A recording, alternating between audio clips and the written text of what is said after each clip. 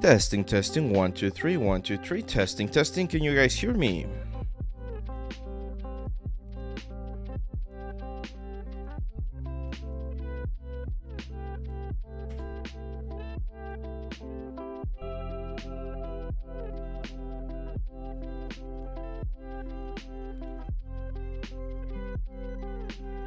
Felipe Ceguera, what's up, man?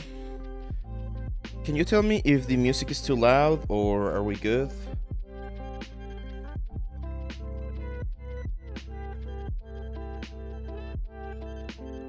I feel like it might be a little bit too loud.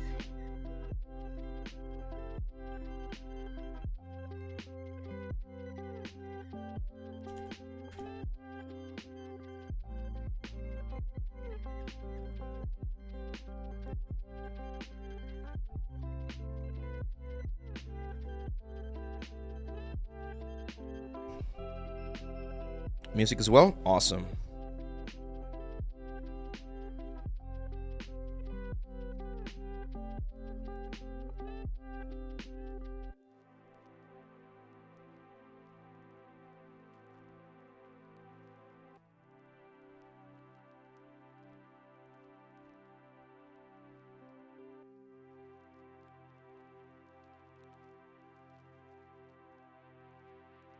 What's up, Sarn?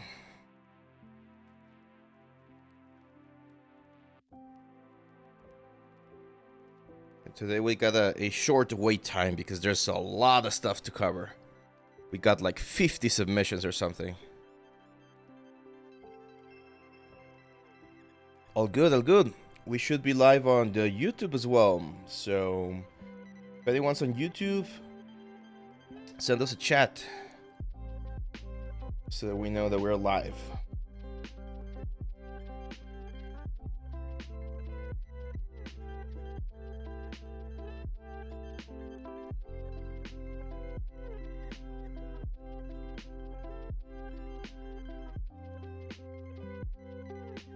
Not live there yet?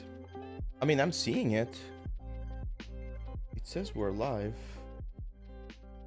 Let me check.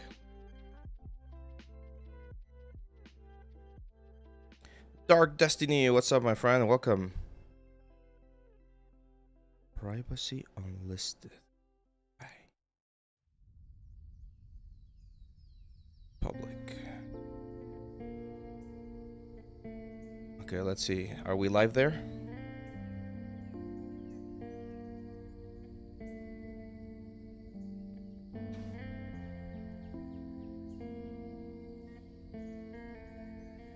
Sanimation 3D, what's up, my friend? Welcome. Welcome, guys. Yep. No, okay, excellent, excellent. That is great. I think that's pretty much it. We let people know on Instagram last night and on YouTube as well. I think we just need to post it on Discord. A2X3 on YouTube and Vagat as well. What's up, guys? Welcome, welcome. We're gonna be starting very, very shortly. Luis, what's up, Luis?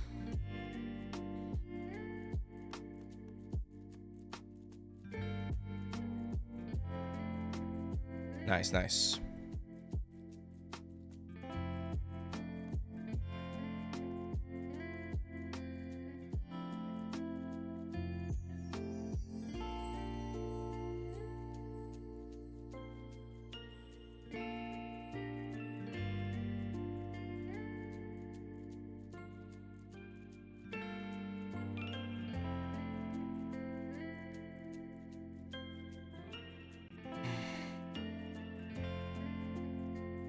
My arts uni has just sent art tests to us, which I'll be working on over the weekend, says Dark Destiny. That's cool, man. That's cool. What's the artist? Can you share the topic of the artist?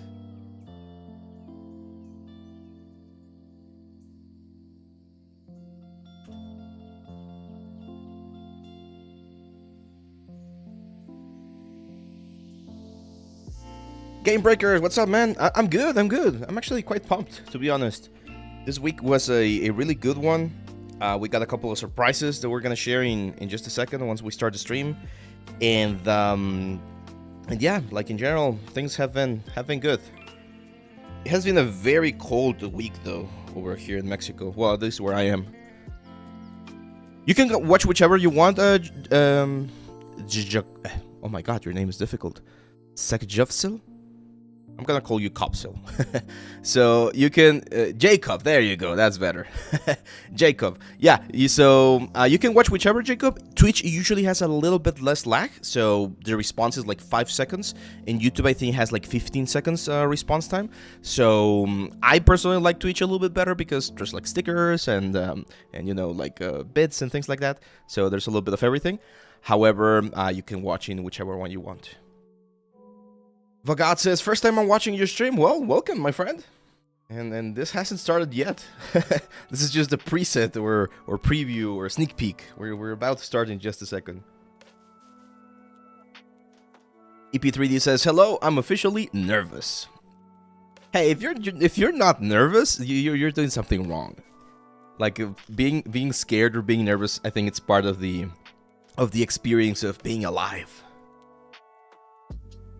Let's see, there's a question here. It says, I want to learn texturing. I know how to use Maya perfectly, but now I'm confused about texturing. Oh, A2X3, do I have good news for you? I will be releasing a Substance course probably in the next like 10 days. So before, like in this month, it's before February ends, we're definitely going to have our new Substance Painter, complete guide to Substance Painter, where I'm going to be covering a lot of texturing tips and tricks and techniques inside of Substance Painter. We're also going to be seeing a little bit of Substance Sampler, and we're going to have the a proper setup of those things inside of like Maya, Blender, and Unreal Engine, and Marmoset.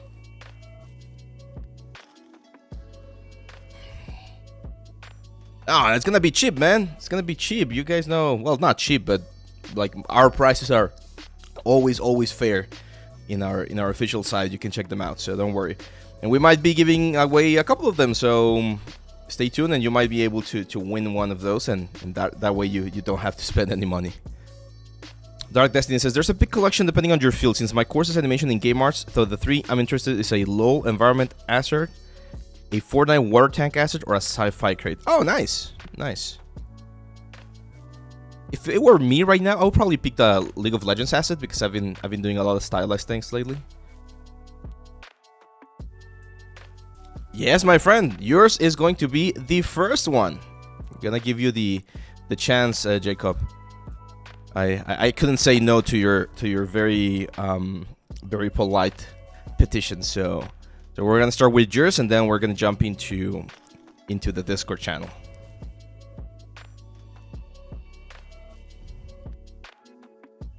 Prajanshu says, I'm scared of making complex models. How to get rid of it? You need to do it.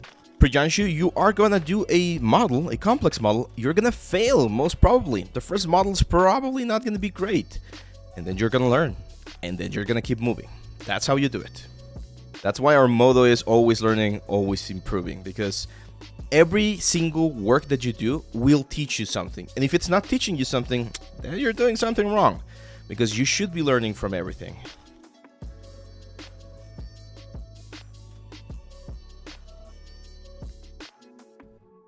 What do you think? Which one is better, show reels or portfolio for 3D arts? I mean, ideally you should be able to do both of them. ArtStation is like the most practical one because you can just like showcase all of the pieces, but it's just images and it's usually not as interesting. If you can do a quick 1 minute like demo reel of some shots showing that you know how to do renderings and stuff like that, that's also a great stuff. Usually, once you get a little bit more experience in the industry and you've been doing like actual projects, like video games or cinematics or commercials or whatever, then you include the shots of those cinematics inside your demo reel because they look freaking amazing, right? So that's a very easy way to get more exposure, because you're not showing only what you did, you're showing what you did within a team, and you're seeing the final result of the team. Artful Nerd, what's up, man? Welcome. Today we have a couple of goals. Our follower goal is going to be 920. Let's see if we can get to 920 followers on Twitch. So if you're not following, make sure to drop a follow there. It's nothing. It shouldn't really like matter too much, but it really helps us to get more exposure. And if you want us up to get special perks on our Discord channel, we also have the goal of getting to 50 subs. Let's see if we can get there by the end of the month. Sambit, no, my friend, I've explained this before. If you guys remember last month, when we launched our Marvelous Designer course, we mentioned that even though Udemy is a great platform and it's a really good platform, it gives you a lot of exposure and there's a lot of very good content there, the fees that they have are also very, very steep, like very steep. And they do this thing where they don't give you full control of like all of the specific details of how your course is going to be like distributed. So I particularly didn't like that, and therefore we're not going to be doing that. We might be releasing some courses in other platforms, but probably this what's the word? This Substance Painter one, it's only going to be on our main channel. The next one after that, which is next month, which we're going to be doing anatomy and 3D printing, that one will probably be on both parts. So on Udemy and in, what's the word? And in our site, of course. But there's a little secret. Our site has the best prices. So if you want to get the best price, you should go there.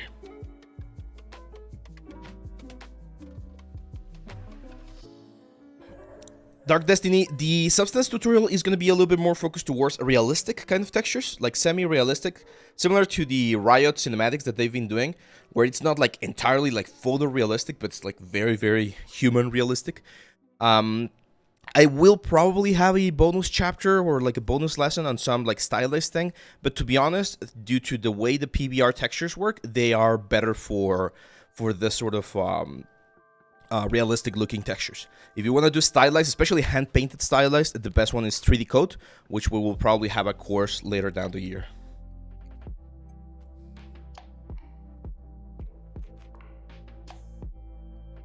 Yeah, you probably have seen the project that we're going to be working on. It's the dwarf character. We showcased it, I think, last week, and I did a little bit of a demo this week for the armor plates on ZBrush. Aaron says, love from Kerala, India. Love to you, my friend.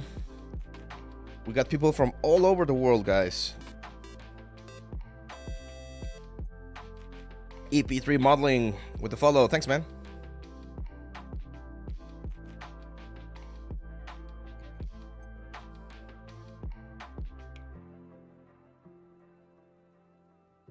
I've been playing a lot of Grand Blue Fantasy Relink these last couple of days. Well, not a lot, right? But on the nights after all the work is done, I've been playing like an hour or two. It's a very fun game. Do you like RPGs, JRPGs? I strongly recommend that one.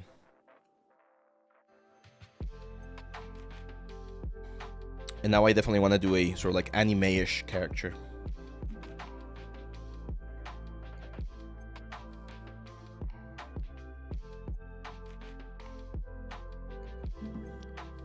And we're at the final countdown, my friends. We're about to start this. Make sure to grab a drink. Make sure to get your snacks, because this is going to be a long one, but it's going to be a fun one.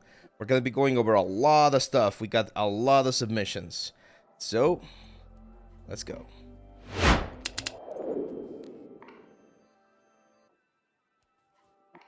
For the new course. But there we go. What's up, guys? Welcome to Friday's stream.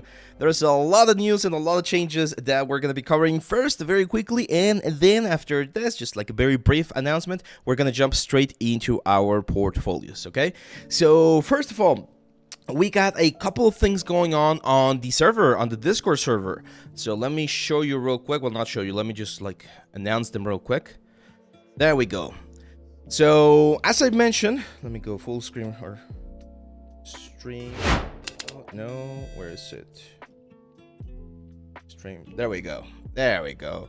Hey, Prida, thanks for the follow, man. Greetings, everyone. Okay, so this was announced a couple of days ago on the 14th. If you want to make sure to get all of the latest news here on the community and on the channel, make sure to join the Discord. We have an amazing community and it's just very cool. So the texturing course, it's going well. It's going to be releasing this next couple of weeks. I hope, I'm going to try very hard to see if I can get it ready for next weekend. However, as you guys know, I also have other like jobs that I work on. My little studio over here and the classes that I teach, so sometimes it becomes a little bit difficult, but I'm gonna try to get it. It's for sure gonna be releasing on February. That's a promise to you guys, so stay tuned. And yeah, we're expanding our partners network. Yeah, that one I don't want to announce yet because I want to do a little bit more of a special sort of like a video or note, but we are gonna be working with another software that's very, very cool.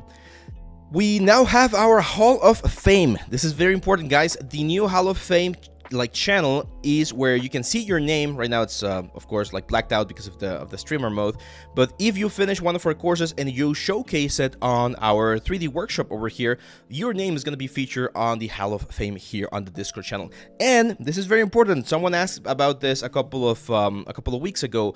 If you need a certificate, a like serialized certificate, you can reach out to me through Discord. Give me your real name and I'm gonna give you a specific serialized certificate as long as I see that you like properly completed the course.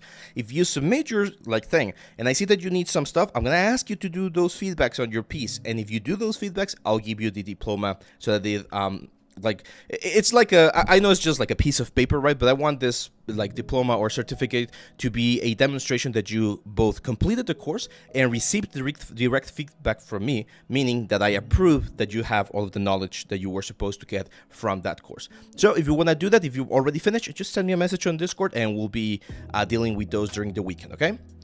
So that's the second or third announcement. Stickers. We got stickers now. So there's a couple of stickers here on the Discord, and we got slots for 10 more. So if you have ideas for stickers of how I'm going to be making fun of myself, you can submit it on the stickers event. And finally, if you have specific questions for today's live stream, you can submit them here on the live stream Q&A. If the chat moves very fast, this is the way that you can ensure that I'm going to see your question. Cool. Black Ops, the reviews are now closed, my friend. So the reviews are closed for this month. There's a lot of reviews. That's why we're starting like so early today, because I want to go through all of them, and therefore I'm not going to be able to include yours this time. However, once the new submission post is open, which will be next week, you can submit for March. Okay. We have one of this every month, so if you don't want to miss the next one, make sure to join the Discord. We always announce when the new one is posted. Cool. So that's it. Any question, guys? Any question before we jump straight into our portfolio review? What do you think about Unreal Engine? It's amazing. It's needed if you want to go into games and you want to know a little bit about the pipeline. At least knowing how to import things and set them up is really, really useful. Hello there. I want to have your advice. So I'm kind of new, a couple of months with Blender, and I want to make a roadmap. Okay, we'll talk about the roadmap in just a second, my friend. But if you have more specific questions, write them down there on the chat, and I'll see how I can answer those. Okay, so we're gonna start with Jacob Seluki, a junior 3D artist from Czech Republic, Prague. I went to Prague when I was 15, so that was like 17 years ago. Beautiful city, beautiful city. Okay, first thing I see is that we have several assets, 5 assets in this case to be precise. We have some of them that I like and some of them I definitely do not like. So this one is one of those that I do not like. Why do I not like this one? Because it's a very relatively simple, and again, I'm going to say it before we continue. Every single advice that I give on this portfolio review is feedback and advice against or towards the pieces. Okay, this is not a critique to you as an artist. It's a critique to the piece, and I'm going to explain that because sometimes, especially since we spend a lot of effort into creating these pieces, we feel like we are being attacked whenever there's reviews going on. So please, no one, all of the 50 students that I'm going to be like reviewing, do not take this personally. These are just advices that I recommend you take into consideration so that you can improve your art and you get a better shot at achieving the goals that you're looking for. So the thing with this one is that it's a very relatively simple exercise. I like the fact that it seems like you rigged it and textured it and you followed the whole process, but the quality level of the character is not that great. I've seen monsters like this, and it just looks very loose, like kind of like a sketch. Wolf Ghost, thanks for the follow, man.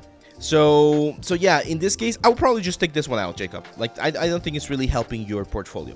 This one's a little bit better, and the reason why this is a little bit better is because this is the sort of stuff that we see very commonly on the sci-fi games. And we got another follow by Dog. What's up, guys? Thanks for the follow. Now, here's a couple of issues with this one, and it's very important.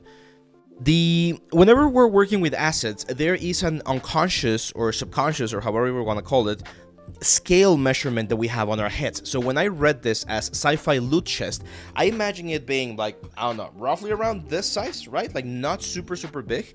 But then we see the hand pasted on the screen of this thing, and the hand looks small compared to the rest of the thing. So this looks like the size of a full size like adult bed.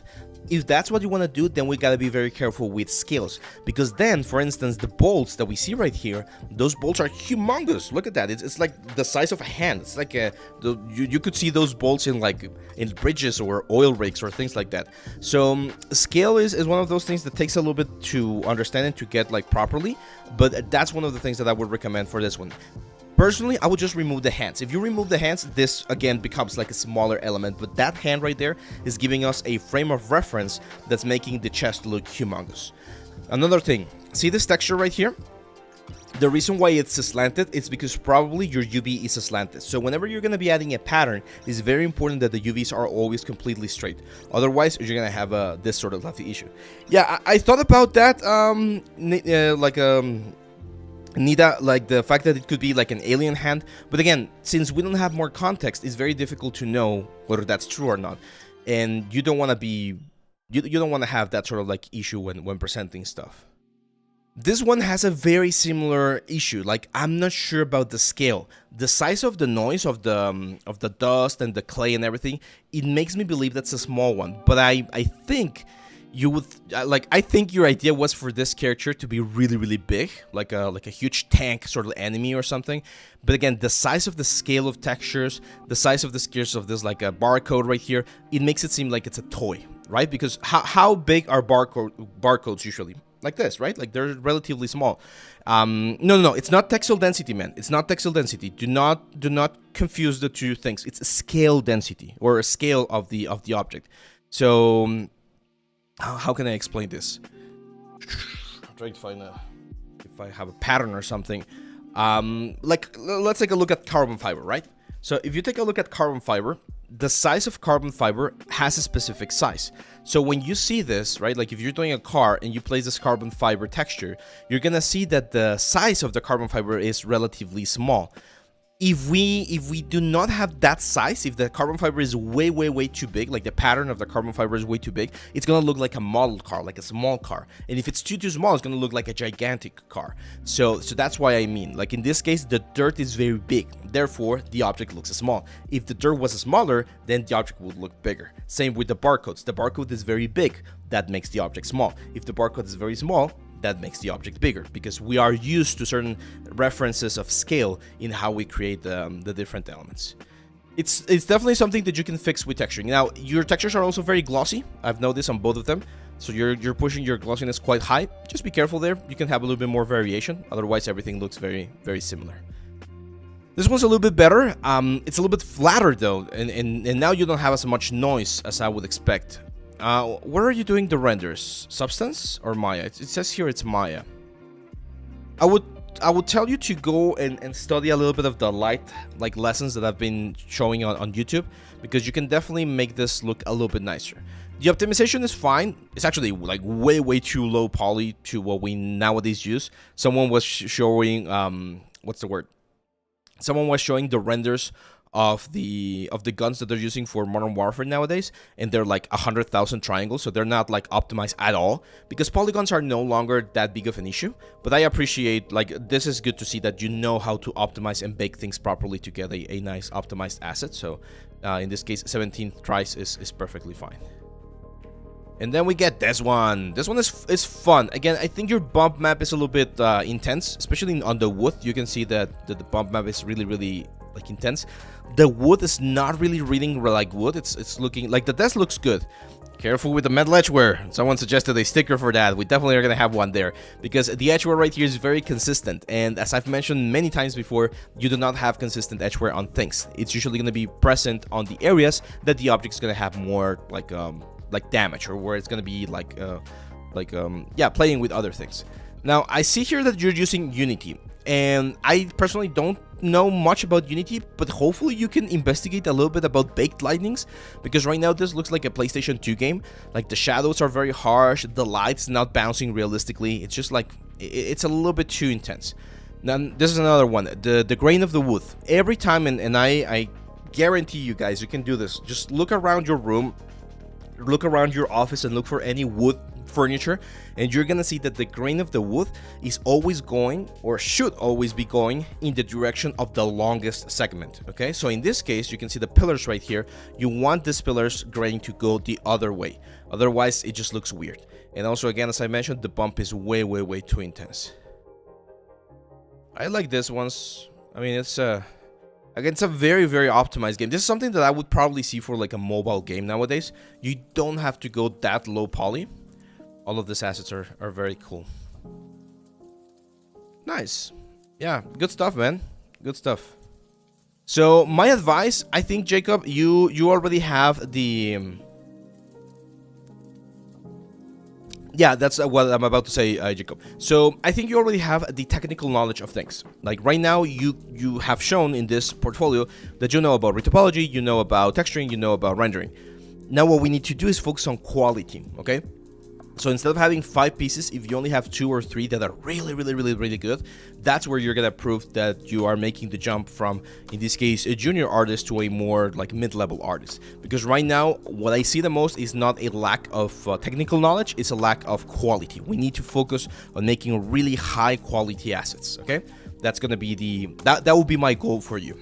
Now, as you guys know, and we've mentioned this before, we really need to to start working on that program, Sarn. But I've been planning on doing a sort of like a portfolio workshop, where during 8 weeks we work on a project together. Everyone works on their own sort of like everyone works on their own piece of portfolio, but I be guiding you so that we can create a very high quality one.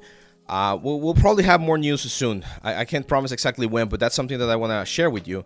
And that I think could be a really nice like accelerator program, so that you can get from this position to a more polished portfolio piece. Yeah, if the pieces are really good, you can do it. And you probably remember Evjan. We talked about him a couple of portfolio reviews. He only has 3 pieces, but those 3 pieces are like freaking good. It took him like 2 or 3 months per piece, and that's the thing. As I've mentioned before, you are gonna have to spend some time on the elements. You cannot do this in just like one weekend, right? Okay, let's go to the next one. And today, well, not today, we've already started, but we're gonna start with the Discord submissions now. And this is, the first one is gonna be Mohan. Now, guys, we have 50 submissions. I counted them. We have around 50 submissions. So I'm not gonna be able to get or be as extensive with all of them as I normally am. Otherwise, it's gonna take like 6 hours of stream. So yeah, let's go. This is a Mohan Ram. So what I'm going to do is I'm going to take a look at some of the pieces, and I'm going to focus on the ones that I think I can give you the best advice for, okay? That way it's going to be a little bit more like laser focus. So first thing that I noticed here, the portfolio is all over the place. We got creatures, we got cars, we got drawings, we got environments, and we got like hard surface. That's fine. It's really not that much of a deal, but we need to make sure that whatever we're sharing is worth sharing. So whenever you are uploading anything or sharing something, make sure that you first are completely convinced that it's something worth sharing for. Like imagine your dream company, Blizzard, Riot, Disney, Pixar, Activision, or whatever, like Red CD Projekt Red, NPC, ILM. Like imagine that your dream company is gonna give you one shot, and you're gonna be able to present one piece. And that's the piece that you're uploading. If you're sure that piece that you're uploading will impress them or will make them go, oh, that's cool, then upload it. If you know that piece is just gonna be like meh, then it's probably not worth uploading. And that's, for instance, this chimp right here, right? Like, was it an anatomy study? Yeah, concept art in chimpanzee, fine. I mean, yeah, you did a good job and it's looking nice, but it's not complete. It's just a sculpt. It's something that you could probably do in like a couple of hours. And like, if I show this to anyone at, again, the top of the industry, it's gonna be like, yeah, fine, but so, right? Compared to this one, for instance, this robot cat, this is good. It's like, oh, that's cool. So you're doing something a little bit more concept heavy, low poly, that's fine. For a hard surface, you can go low poly. And I really like the textures. It really reminds me of the lion concept that I did last year. I'm not sure if you used the same like tutorial for that. So sort of like inspiration, but this is good. I like this one, so I would definitely keep this one because it's something that if you show it to anyone in the industry, they're gonna be like, oh, that's cool. It might not be like the super most amazing robot ever, but it's a really good one. Careful with this ones right here. I would prefer 100 times that you show me this than you show me this. This fake fire, fake sparks, fake smoke, fake background, it's not helping. This is something that we did like 10 years ago or more, so this is not something that we really need, okay? So just keep it like this, add a little bit more light, wireframe is perfect, show me the try count, like let me know how many tries this thing has. It's expected to have a lot of tries because it has very organic and hard surface elements. Okay, perfect. 2 UDIMs for a weapon like this, it's usually not, well, it's not very common. Weapons usually just have one sheet, and I think you could get away with one sheet on this one. But again, we need a little bit more light.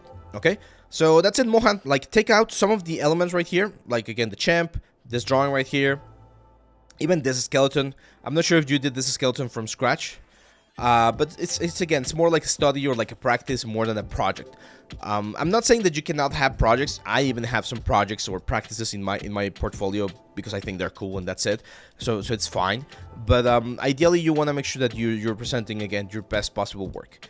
And the light is probably the one point where I would try to improve things because most of your renders are looking a little bit flat. I prefer this one right here.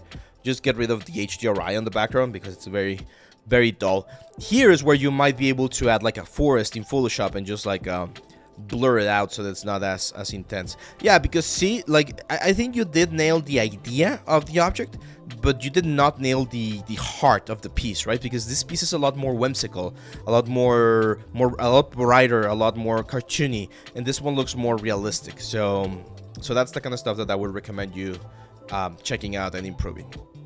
Let's go with the next one. This is Kemptimus. Learning to become a prop artist in the game industry. First 3 projects are my most recent game assets. Just general commentary on my style, if I'm showcasing my model well enough, and what might lack. Let's take a look. This is Kemchong Pajip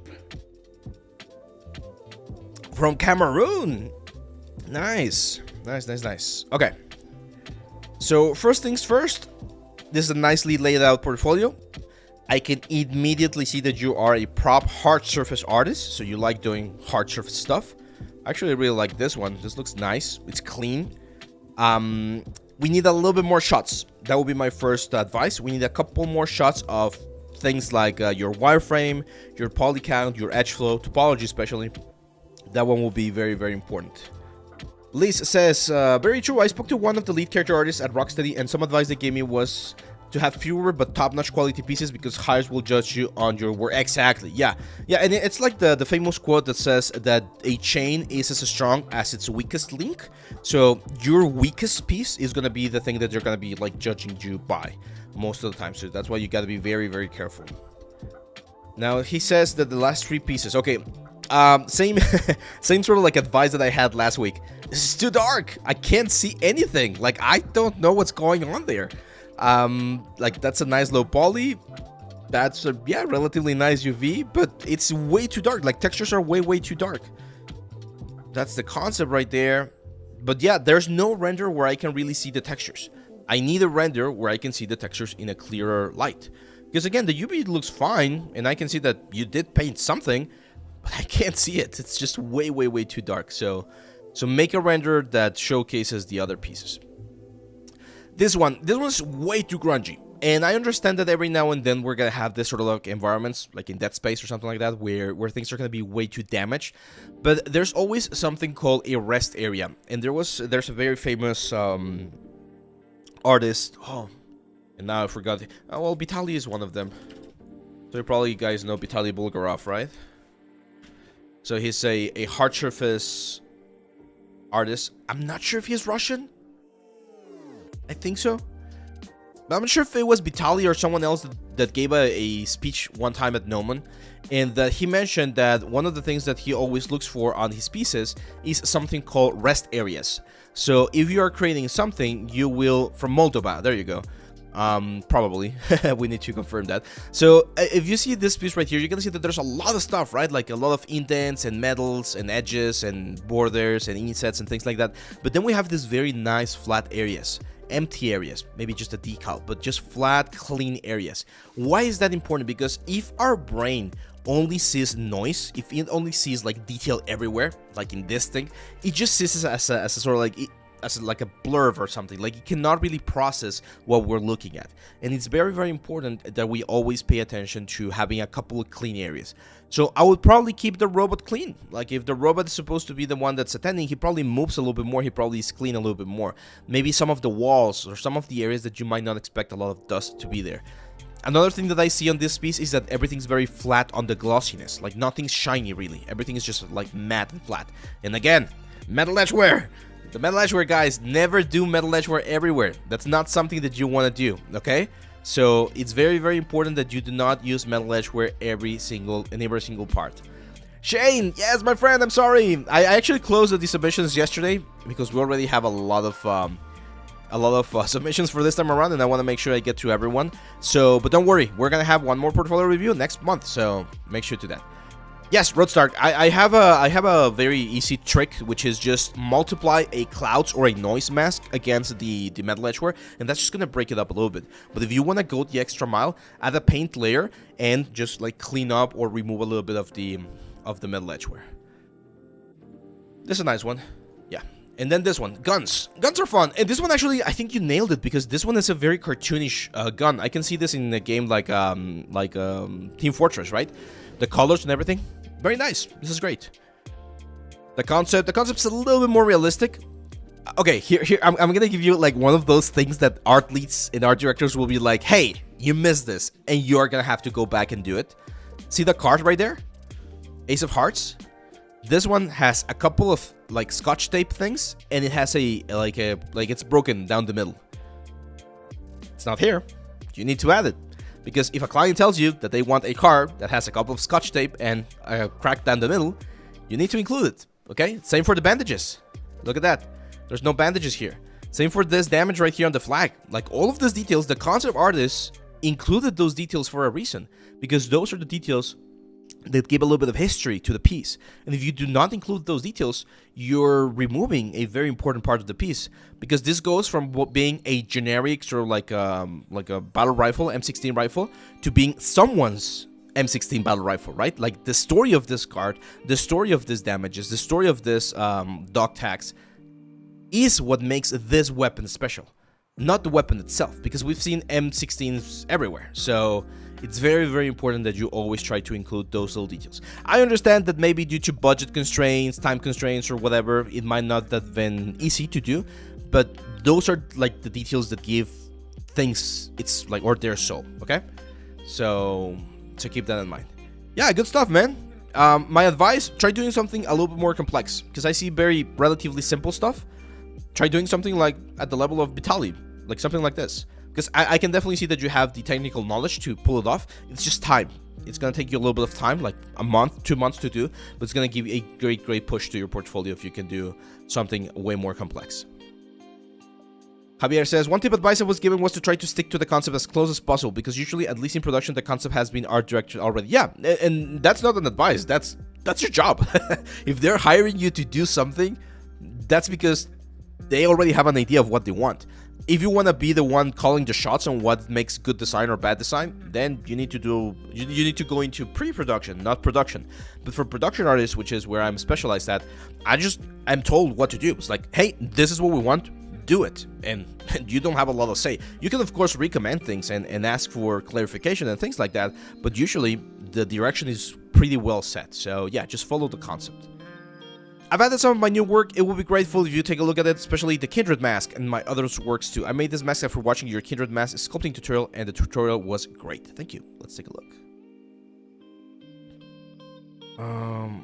Okay, yeah, you do remember some of these ones right here.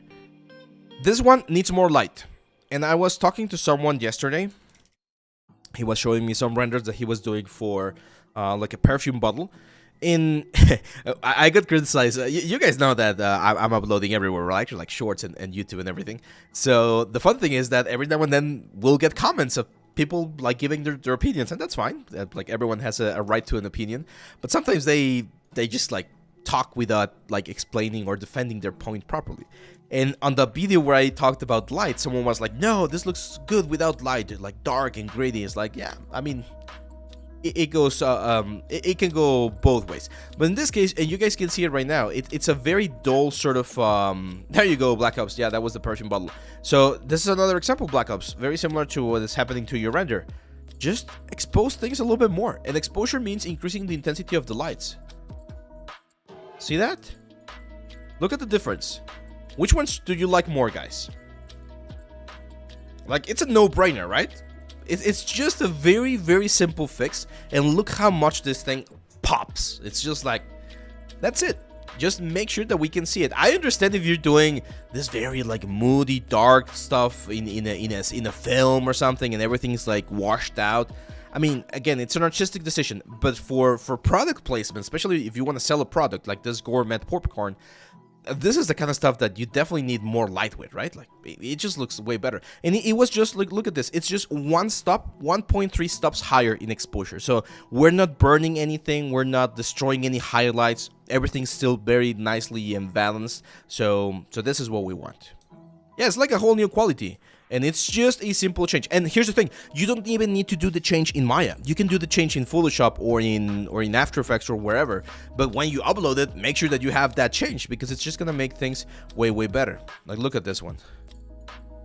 Here. Like, it's very, very silly, but look at this. I'm just gonna start grabbing some of the shots that Shavin has right here. And it's the same exposure, like I'm not changing anything. And look how much brighter the thing looks, right? It's just exposure. Again, we're not burning anything. We're not overexposing. It's just making things pop a little bit more. Okay? So that would be my first advice there for you, Shavin, on that one. And then here, like, wow, this is beautiful. This is great. And this is where I would not do what I just did with the popcorn. Like this, perfectly exposed. Great background, like blur, great presentation. The mask is exactly like this, looks like a shot from a cinematic, and that's what we want, right? Like, we want to make sure that it looks like it's part of a movie or a commercial or something. This is really good, really, really good. There's even like a little trailer right here. Oh, let's take a look at this. And it goes well with the light of the scene. It's this very sort of like damaged, destroyed, like hopeless feeling, right? That we want to like captivate or capture. This is really, really good, man. Shavin, very nice. Very, very nice. And look how much feeling and how much information, how much presentation Shavin is able to get from the mask, the skulls, and I'm gonna guess that the ground is probably like mega scans or something like that. So that's the kind of stuff that you want to do.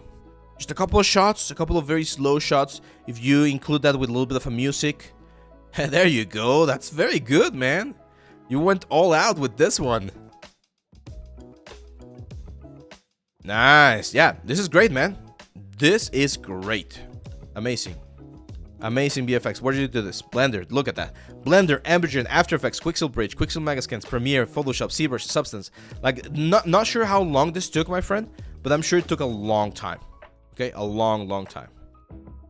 Now, this one, I will probably... Like, I'm not a huge fan of this font. I mean, if you like it, that's fine, but I would probably change it. But yeah, this is great, man. This is great, great, great work. Awesome. Awesome work.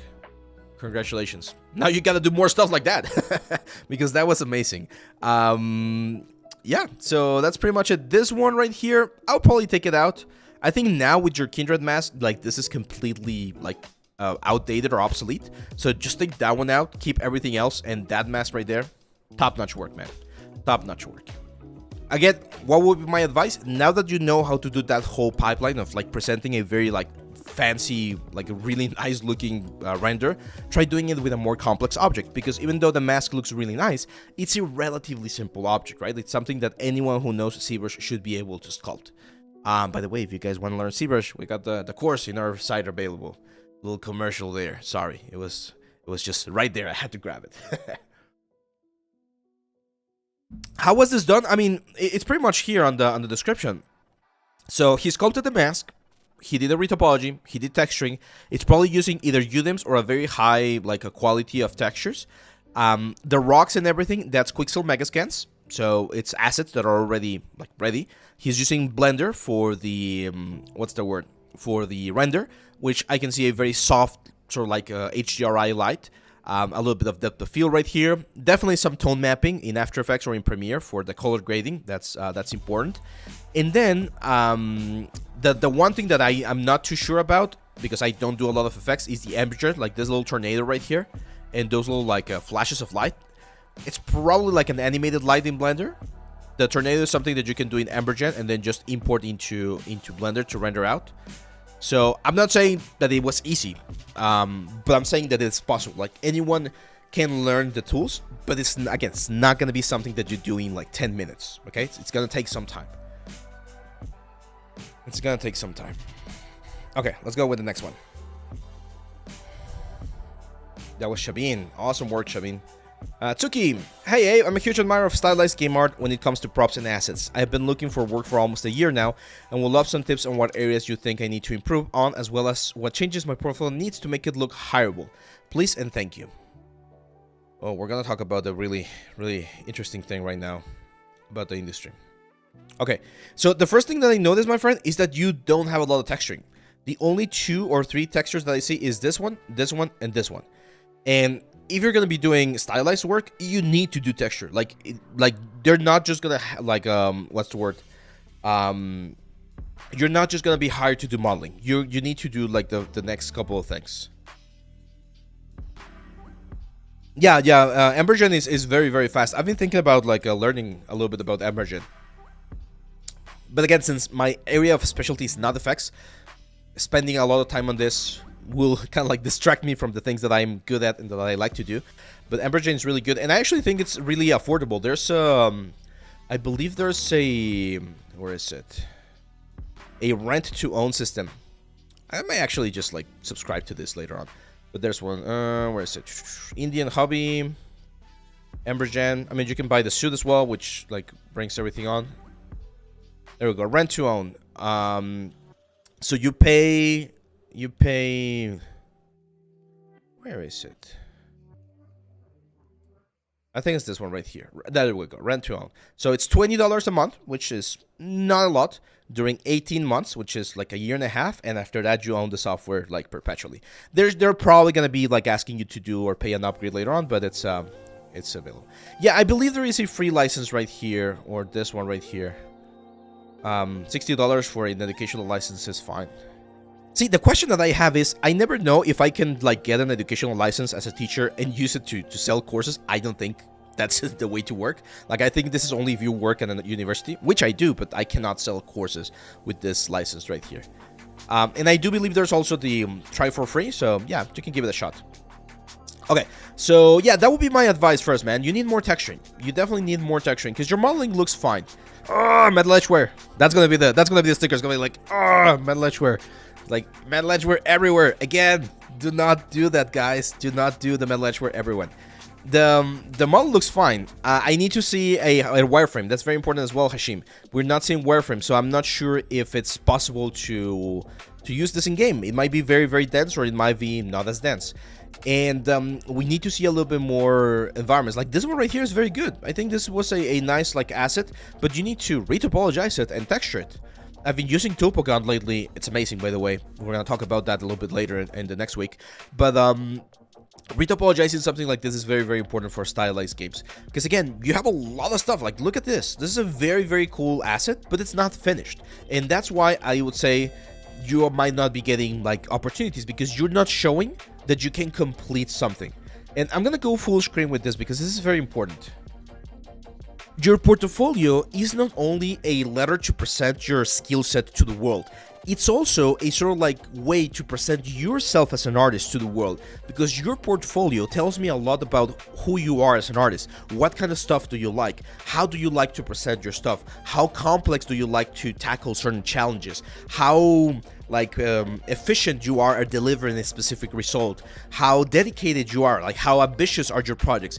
So right now, in this particular one, I don't see that you are finishing your projects. So you might have a little bit of a problem with finishing projects. Like, maybe that's something that you struggle with. I struggle with that as well. What can you do? Like, what kind of tools can you use to generate that? Because it's very important that you understand that your portfolio will not only present your skill set, but it will also present you as a person. Later on in the interview process, they're gonna get to actually know you, but this first impression is very important. So be very, very mindful about how you present your portfolio. There we go. So that one's gonna go to a short, of course. So anatomy is everything in sculpting organic, though. I wouldn't say everything, but it's a very, very important part, yes. For anyone that has been laid off recently, the Emergent devs are trying to help people out and have a system to apply for a free license to it. Yes, that's right. It's important to master the knowledge of the anime to start with spheres in Serious. Yep, yeah, it's important. So let's talk very quickly about the state of the industry right now, because I think that's an important topic, and I just want to make a quick sort of like note about that.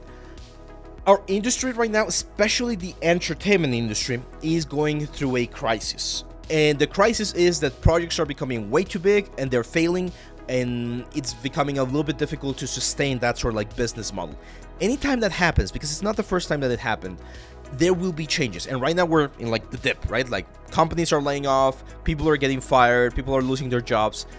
And that's horrible. I truly believe that that's a horrible situation to be in. I know some companies are being like cool to their employees, and they're giving them like good severance packages and things like that to make sure that this is not as impactful as it could be.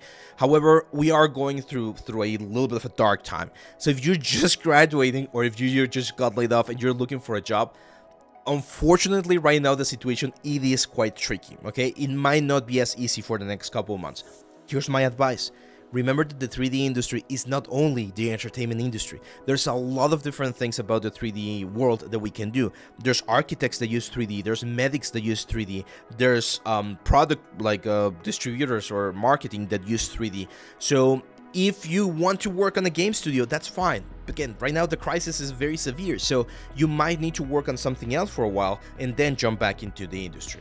That would be my advice. Or if you've been having an idea of a product or something for you to create, this could also be an opportunity. Every time there's a crisis, there's always opportunities for some people. There's of course like suffering and bad things and layoffs and everything, but there's also doors and new like roads that are going to be creating new ideas that are going to come out. So make sure to keep your eyes open, and instead of worrying about what you could have done because you can't do anything on the past, try to think about what you're going to be doing for the future. That would be, again, my advice against the whole thing.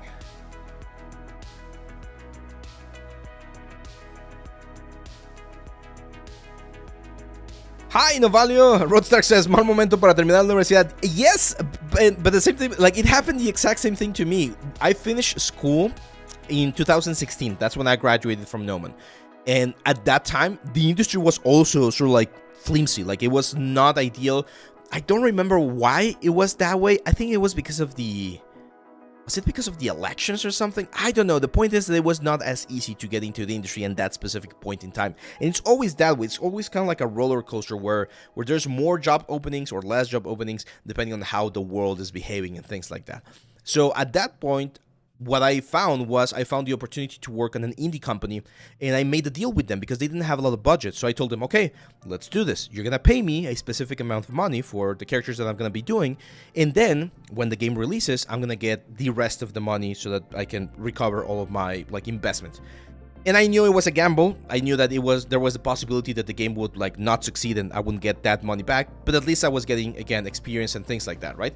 So at the end, that happened. Like, the game did not release. The game, like in this case, failed, and they couldn't market it, they couldn't sell it, the production stopped, and I lost time, if you want to see it that way, but I won a lot of experience. So it's a little bit of how you how you modify it. It was called Realms of Conquest. Let me see if it's still out there.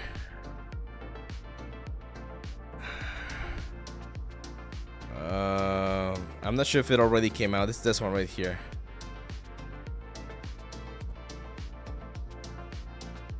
It was supposed to be like a tabletop, kind of like Warhammer sort of thing, and this was the thing that I worked on. So I'm gonna show you like some of the characters that like come out in this trailer are mine. There we go. Like that ogre thing right there, that's mine. That vampire girl, that's mine. That troll, that's mine. That wizard is mine. So I was doing the modeling. Those reapers. No, I didn't do the succubus. I don't remember. Yeah, that wizard right there. But yeah, it was a very small studio, very indie, and they were trying to cut a lot of corners with like a mix-and-mo animations and things like that. So yeah, I understand why it didn't, like, again, made it into the world. However, the connections that I made there, like, I've worked with several like very cool people that I'm still in touch with, and we've collaborated in other projects. So that's why it's important. Again, that's why it's important to see the opportunities in those sort of things, because they will open you doors. Let's now go with Harshad. Says, thanks a lot, Abe. It's truly appreciated in these uncertain times. I'm a recent graduate in technical arts. It's been quite a journey for the last couple of years in Vancouver. I'm a filmmaker by profession in the post-production side, and only recently started my journey in CG. The first post in my portfolio is my recent reel. That's where the bulk of my work is. Let's take a look. Oh, okay, so I see good stuff, and I see, again, stuff that might not be the best one to have in your portfolio, like this ant right here, like this, like, things right here. Like, some of them are just very easy product placement, like this one right here, might not be the best one, but let's take a look at the portfolio real quick.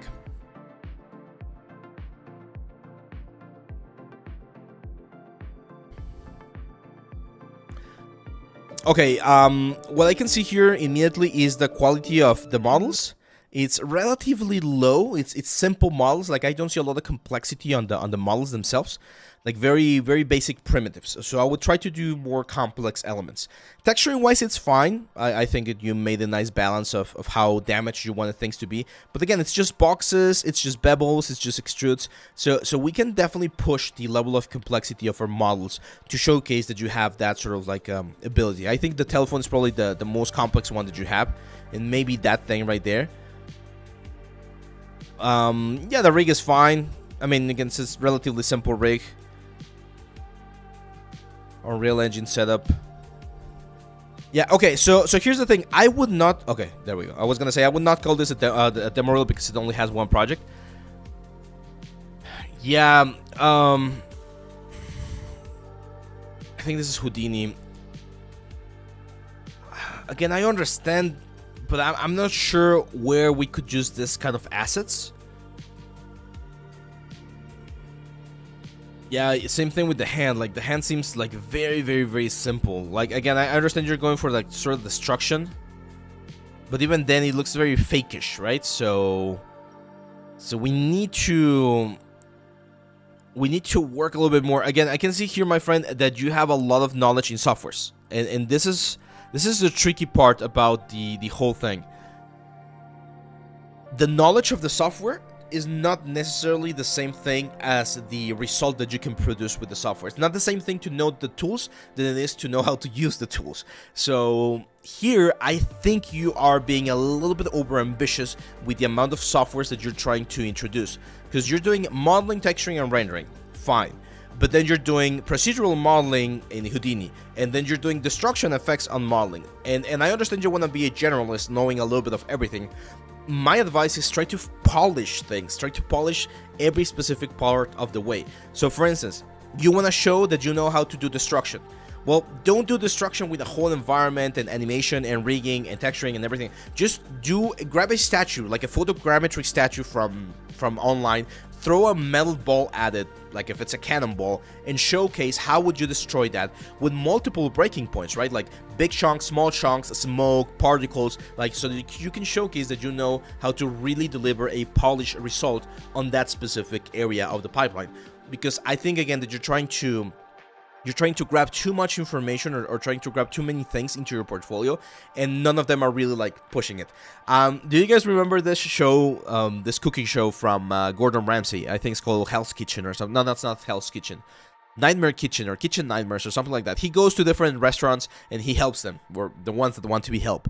And one of the most common mistakes that he points to people on that show is that they have a menu that's way too big. So they're like, you have, I don't know, 50 items on your menu. That means that you're offering 50 types of different things. And you might think that that's an ideal solution because then you can appeal to a broader audience. But the problem is when you spread yourself too thin, then you're not going to be able to deliver the same amount of quality on all of the things. And some of them will suffer. There will be a little bit of lacking on some of the elements. So that's what I'm seeing right here. Like, you want to offer all of the pipeline, but you're not like really pushing the quality. So I would try to push you or point you towards a smaller area of the pipeline. It could be modeling, texturing, and rendering. It could be rigging, animation, and effects. It could be post-production, like fire and procedural things. Like, try to grab a specific part of that pipeline and become a generalist on that area. You can still know a little bit about the other things, but if you deliver a very polished result on that specific sector, your chances of getting a opportunity or a job might be a little bit better. Please make a tutorial of ZBrush Polypaint to Unreal Lighting and Rendering. Yeah, I'll see if I can do that. I did that on the ZBrush course, on the Oni course. So, if you guys have seen the Oni course, the render is on Maya and Blender, and it's Polypaint. So this is not UVs, this is all Polypaint, which was very, very cool because you can get a very nice presentation render without that much of an issue. So if you want to check it out, it's here. I believe it's on the presentation. So it's Maya Materials and Blender Setup, like the final chapters of the course. Okay, so that was Harshad. Hopefully that helps, my friend, or that helped. Let's go now with MCube. Here's my demo reel. I'm not comfortable using ArtStation. I hope that's okay. That's fine. I'm currently trying to become a game prop artist, so I love some feedback on this based on that. Thanks for letting me have this opportunity. Okay, so I'm just gonna make a note here because it's something that I've seen, or a question that I've gotten a couple of times, which is, should I or do I need to use ArtStation? You don't, but we cannot ignore that it's one of the best or most used art platforms. I know that some people are not or are against ArtStation because of the stance that they have with AI, and well, I mean, that's like the sort of stuff that you need to decide for yourself if your values or your moral in that case is worth like losing a little bit of that exposure. If you feel like that's the right choice, go for it. Just keep in mind that, again, it's one of the most used platforms. Let's take a look. Oh, we need to download this. Okay. Oh, no. Oh, wait a second.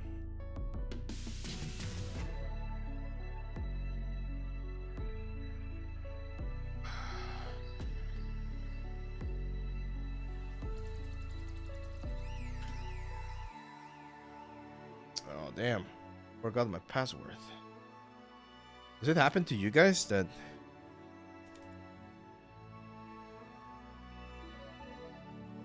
with so many passwords out there, you then forgot which one it is, which one is which? I hate that. There we go. Oh, this looks very nice. Okay, that's a very nice sort of like a level. I like it. Kind of reminds me of like the old point and click games back in the day. Again, Mad Ledgeware everywhere on the wooden boards. And again, the direction of the grain of the wood. That's very, very important. The direction of the grain of the wood should always go in the longest section. Careful with the bump map as well. Look at this. That bump map, that dirt that you added on this chair, way too much. It looks like termites. So, way too much.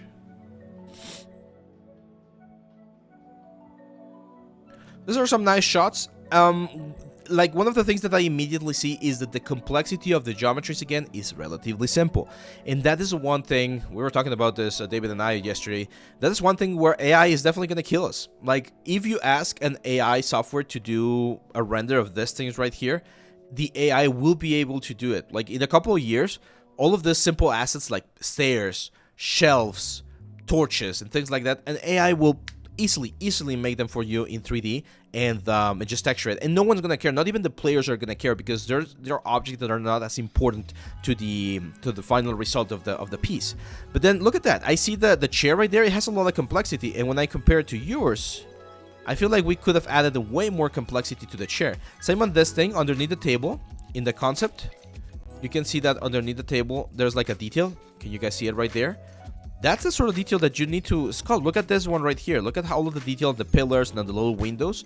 And then we see this, and it's very simple. So you're simplifying things. And the question is, why are you simplifying things? Are you simplifying things because you didn't have enough time? Or are you simplifying things because you need a little bit more like technical skill to do that? It's a question worth asking, right? Because those are the kind of stuff that people are going to be looking at when you are presenting your work. Custom made texture. Okay. Okay, this is weird. I'm not sure why you're showing this custom-made texture of cloth if we're not seeing it right here. If you're showing this, you need to show like why was that important. Sans by Toby Fox. Were you using it for this guy right here? Okay, careful there. I see a little bit of something happening on the turntable here. There we go. The thread popped in and out of existence. I don't know why. You probably missed a couple of frames, but that thing just like popped in and out of existence. That's way better. I would actually probably have opened with this one. Oh, okay. I take that back. So presentation wise, I like this one. This one is very cool. It looks very nice. But then optimization wise, this is way too dense. Like way too dense. I would probably see a sword like this in maybe like a Final Fantasy or like a God of War where poly count is really high. But you went really heavy. Like this circle right here, there's absolutely no reason why this circle has to be this dense. Absolutely no reason. Same thing with all of the edges that you have right here. Unless you're doing subdivision surface, in that case I could maybe see it. But you mentioned that you want to do games. And you have like the typical game like maps, so it's way too dense. So you will need to show that you can optimize this further, because that one's a very good sword. Yeah, good stuff, man. And again, I can see that you know your stuff. It's just about like putting in enough time and details to everything, and following some of the advices that I gave you. How much tries would I advise for that sword? Probably like 20k, 30k at most. Maybe 40k, well, because that one has a lot of like silhouette things. The thing is, the more silhouette things that you have for like all of those binds and things, the more poly count you might need. So it's definitely a one that would be complex. Like I'm not saying that you need to have a very low poly count, but the poly count that we have, it's just way too much. And I can like immediately see things like this thing right here. Like you don't need all of those internal edge loops. You can just have like the borders and the vertical ones, and that's it. So that's where you need to be very careful.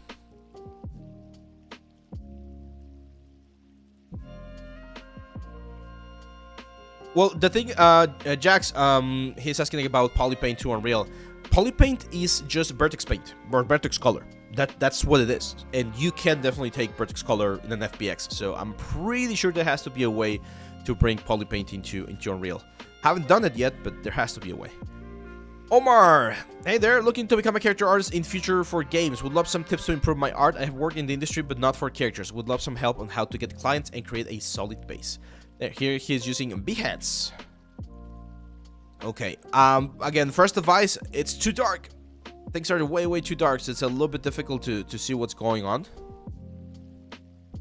And again, I think it could be that I'm getting older. but yeah, this is too dark. We need more definition on the anatomy. We need more definition on the texture. Right now it just looks like noise on this one right here, so we gotta be careful there.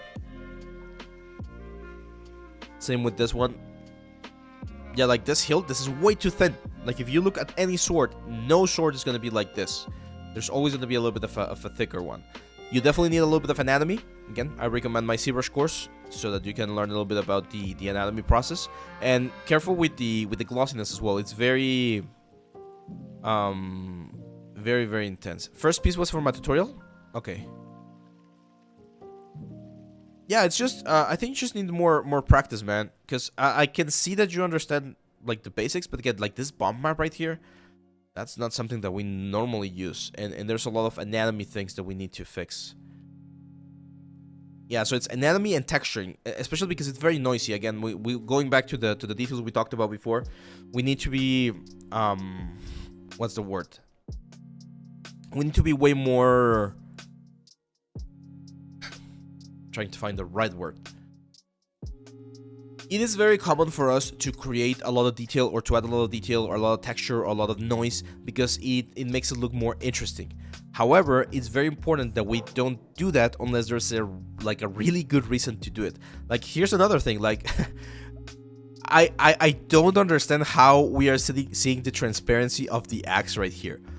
So I have two conclusions. Either you connected materials improperly for this guy and there's some transparency going, or you just overlaid this thing on top of Photoshop and tried to like hide it by deleting some of the elements and forgot to delete this part.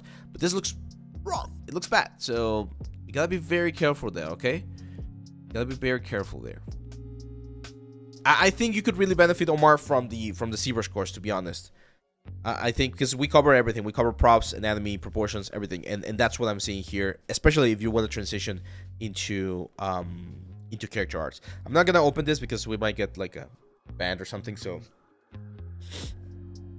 I'm gonna keep it like that.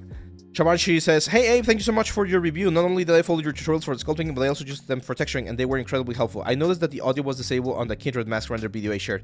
If you could please check it out. Thanks again." I will, man. I will. Not right now. But I will check it out, and actually, I'm gonna send you a message on Discord because I want you to teach me how you did some of the stuff that I saw there, because it looks freaking amazing, man. So expect my message soon. Let's go now with Kuneman. Says, "Would love to hear your opinion. I'm a 3D journalist with a strong focus on animals, bugs, and characters. I don't really use ArtStation, so here is my website. Let's take a look." When I first started, or when I was in school, ArtStation was not that big of a deal, so it was very strongly recommended that you had your own website, and it's still completely fine. Like Cohen Vissers here from Germany, Ravensburg. Hello, Cohen. Let's take. Ooh, this is good, man. Damn. Yeah, this is really good, man. You're going for photorealistic, like a really photorealistic. Hercules beetle is one of my favorite beetles, by the way. Yeah, this is really good, man. Really, really good. There is a teacher that I had. His name is Eric Keller. You might want to check his stuff. You probably have already checked his stuff, to be honest. But yeah, this is great, man. Maybe a little bit too much movement. Like, I understand that you wanted to do that, but yeah, this is great. Yeah, and I think I saw the nail. What's the word? This nail breakdown as well. I'm not sure if I saw it on ArtStation. No, it was not ArtStation. It was in some channel, I think. Yeah, this is great, man. So you used German, English, and Dutch. How can I go back to your stuff? Anymore. Yeah, I mean, you have a really strong portfolio. Look at this. This guy here, Cohen, he has 6 years of experience in 3D and 13 years of experience in graphic design. So he has 19 years of experience. That's something that you cannot beat by just like studying a software. That's something that you gain or achieve by doing the work for a long time. So that's why when I tell people, hey, you gotta do this, and you gotta do this for a long time, that's how you get there. Yeah, this is great, man. I'm not sure what kind of advice I could give you because you already have like, this is a professional portfolio. Like, I could definitely see you as one of my peers, not as a student. So I'm not sure if there's a specific thing that you might want to focus. I'm not sure if you're right here, but if you have a specific question, just send me. If not, and if anyone is looking for someone to make amazing looking like bugs for their project, Coin is the way to go. just talk to him, and I guarantee he's not gonna disappoint you, because like the level of results that he's achieving here is just freaking amazing. There we go. Yeah, not much to say there, man. Just keep it up. It's just very, very clean. Well, here's one advice that I could give you, Coin. If you're looking for more clients, collaborations are like the way to go. And once you're at the point where you're at, where you can do really epic stuff, you can go with other creators and work with those guys to create something that's gonna look even better. So for instance, right now, you already have a lot of builds and you already have a little bit of animation. You could go with someone that's doing like a character animation, like a human character animation, and do some sort of like interaction or something. And that's the kind of stuff that could work. ZBrush Relief Sculpting Tutorial. I already did that, Balaji. It's on the YouTube channel. You can look it up. Thank you for your time. I'm a 3D journalist with a focus on hard surface props, and I could really use some tips on displaying them better on my portfolio. Let's take a look. Okay, so I don't like the word hard surface prop artist. I think if you're going to be a prop artist, you should be able to do all kinds of props. And here, Abeth, his name is Abeth, right? Yeah, Abeth. He's doing that because we see a little bit of organic with this backpack. And I see all of the assets. What am I missing? I'm missing a little bit more texturing work. Like this helmet is really cool. It's Zero, right, from Mega Man.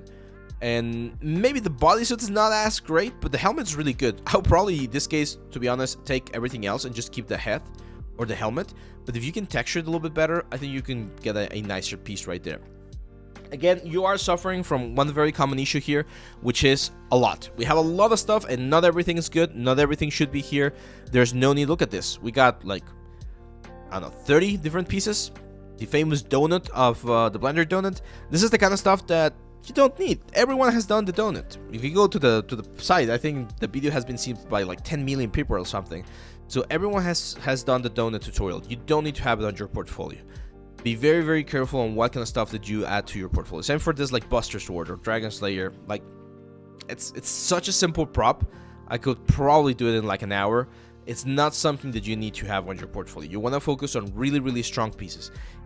If you have multiple pieces and you want to showcase them because they were part of a project, like this little thing right here, combine them into multiple ones. So for instance, the car, this one, even like the fan right here, all of this could be a single scene.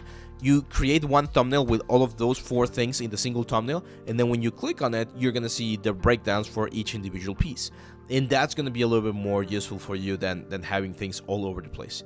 And again, the same advice that I've been giving to people, you guys need to jump out of your comfort zone and try to do something to really challenge your technical knowledge, right? Because probably the most complex one that I see is this one right here, and even this one, you solve pretty much everything with just cubes and bevels, right? Like we don't see any sort of like curved elements like a car, or we don't see any like complex cables or things like that. If you want to be a modeler, you need to show that you can model anything, okay? And right now, again, the level of complexity on this thing is very, very low, so you need to bring it up. You didn't do the donut? Everyone does the donut, man. You gotta do it. It's like a rite of passage. Morning, Hudson. It's morning over here. It's 10 a.m. And we are going through all of the portfolio reviews that we have right here. We're now gonna go with Miguel Salgueiro. It says, my portfolio is focused on props. I would like to hear your opinion on how to improve from here. Again, same advice. Do not add something that's simple. Like this shovel right here. This shovel right here is like one exercise that I teach my students in the 2nd class of Maya. Okay? Like this is not this is not, how do I say this without sounding like a motherfucker? How do I say that without being like super mean? Again, don't take this the wrong way, man, but this is not. It's the same thing that I mentioned earlier. Like, if you had the opportunity to show this to, I don't know, Vitaly Volgarov, you meet him on an elevator, and you're scrolling on your phone, and you got one chance, 10 seconds, to show him a piece of your art station. You show him this, he's gonna be like, oh, okay, cool. He's probably gonna be polite and say, that's nice, but that's it. So, this is not what you want to do. Now, do you really want to do a military shovel? Fine. But you gotta do it in a way that really showcases a military shovel. So what are you gonna do? Like, say, being Private Ryan. So what you're gonna do is you're not only gonna model a shovel, you're gonna model the whole bridge, you're gonna model the water, or just some texture for the water, and then do a shot with the freaking shovel on one of the sides, maybe a sack of like something to the side. Like, you're gonna make a whole scene. You're gonna tell a story with that shovel, okay? That's the sort of stuff that you need to do so that you don't have just a shovel, okay? And again, sorry that you took the whole like beating right there. Again, it's not against you. It's against the idea that what's the word? That just a simple concept will not do the trick. This is way better, okay? So here I can see exactly what I've been telling you. Like, okay, you are doing a signpost integrated within a scene here in Final for Real. Careful with this, is very common. Turn off your interface. You don't need to see the player start icon right there floating on the what's the word? On the ceiling. Now here's another one. This, and again, Miguel.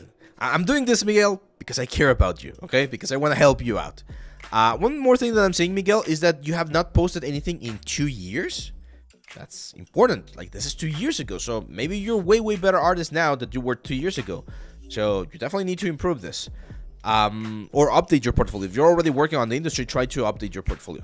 So here's the thing. Like, if this like wooden sign is supposed to tell me that there's something close, well, it needs to tell me what that thing is. Is it a bar? Is it an inn? Is it a new town or something? There's no letters. It's just saying that way. That way what? What are we seeing that way? So on this thing right here, we need to have some sort of like symbol or something so that we know where we're going, right? Like an indication. Then you added this rock sort of like formation, this rock like a mountain, so that it holds the sign. But on the back side, there's no rocks, so this sign is gonna fall backwards. And you might think that I'm being nitpicky, or like this is not something that a player would notice. They will know this, okay? They will know this. So you need to add more stones to the other side. Maybe not as many, right? Like maybe only to like the halfway point, so that it like makes or looks like this thing is actually like embedded into the element. That's the kind of stuff that you need to work with. And again, complexity, guys. Complexity of the objects. Because most of the objects that I see right here are simple objects. They're objects that can be done relatively quick. You're not showing me that you're creating something that's like really super impressive. Like, let's talk about this one. It's a wardrobe, right? So let's look for old wooden wardrobe. So if I tell you guys, hey, I want you guys to go online, look for reference, and create a old wooden wardrobe for your portfolio, I know at least like 70% of people are gonna grab something like this because it's easy. You're gonna be able to do it fast. You're gonna be able to do it quickly. But there's gonna be like a 30% or like a 10% or like a crazy guy who's gonna be like, no, I'm gonna do like a really fancy like wardrobe. Like, I don't know, something like, no, that's AI.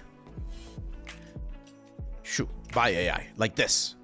Like, this is the wardrobe that I'm gonna do. And you're like, wow, that's a little bit more intense. We got more curvatures, we got all of this like flower details, all of this detail on top. Of course, the guy who decides to do this wardrobe is gonna take at least 3 or 4 times more time than the guy that decides to do like this wardrobe or this wardrobe. But this guy will get more points because this is way more impressive, and it shows that he knows more stuff about like the 3D softwares that he's using than someone that only does this type of wardrobe right here. Is it wrong to do this type of wardrobe? No. But again, if I see 2 types of wardrobe, one of them is this one and the other one is this one, I'm gonna talk to this artist because this one is way more like proficient at what I might be looking for than this one right here. Okay, that's why, again, complexity of your models is very important.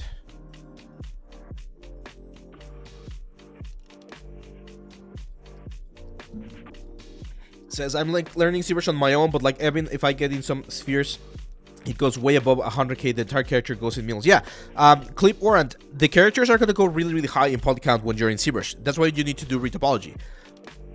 I've been using TopoCount lately, and it's really fast for that. So we'll talk about that next week.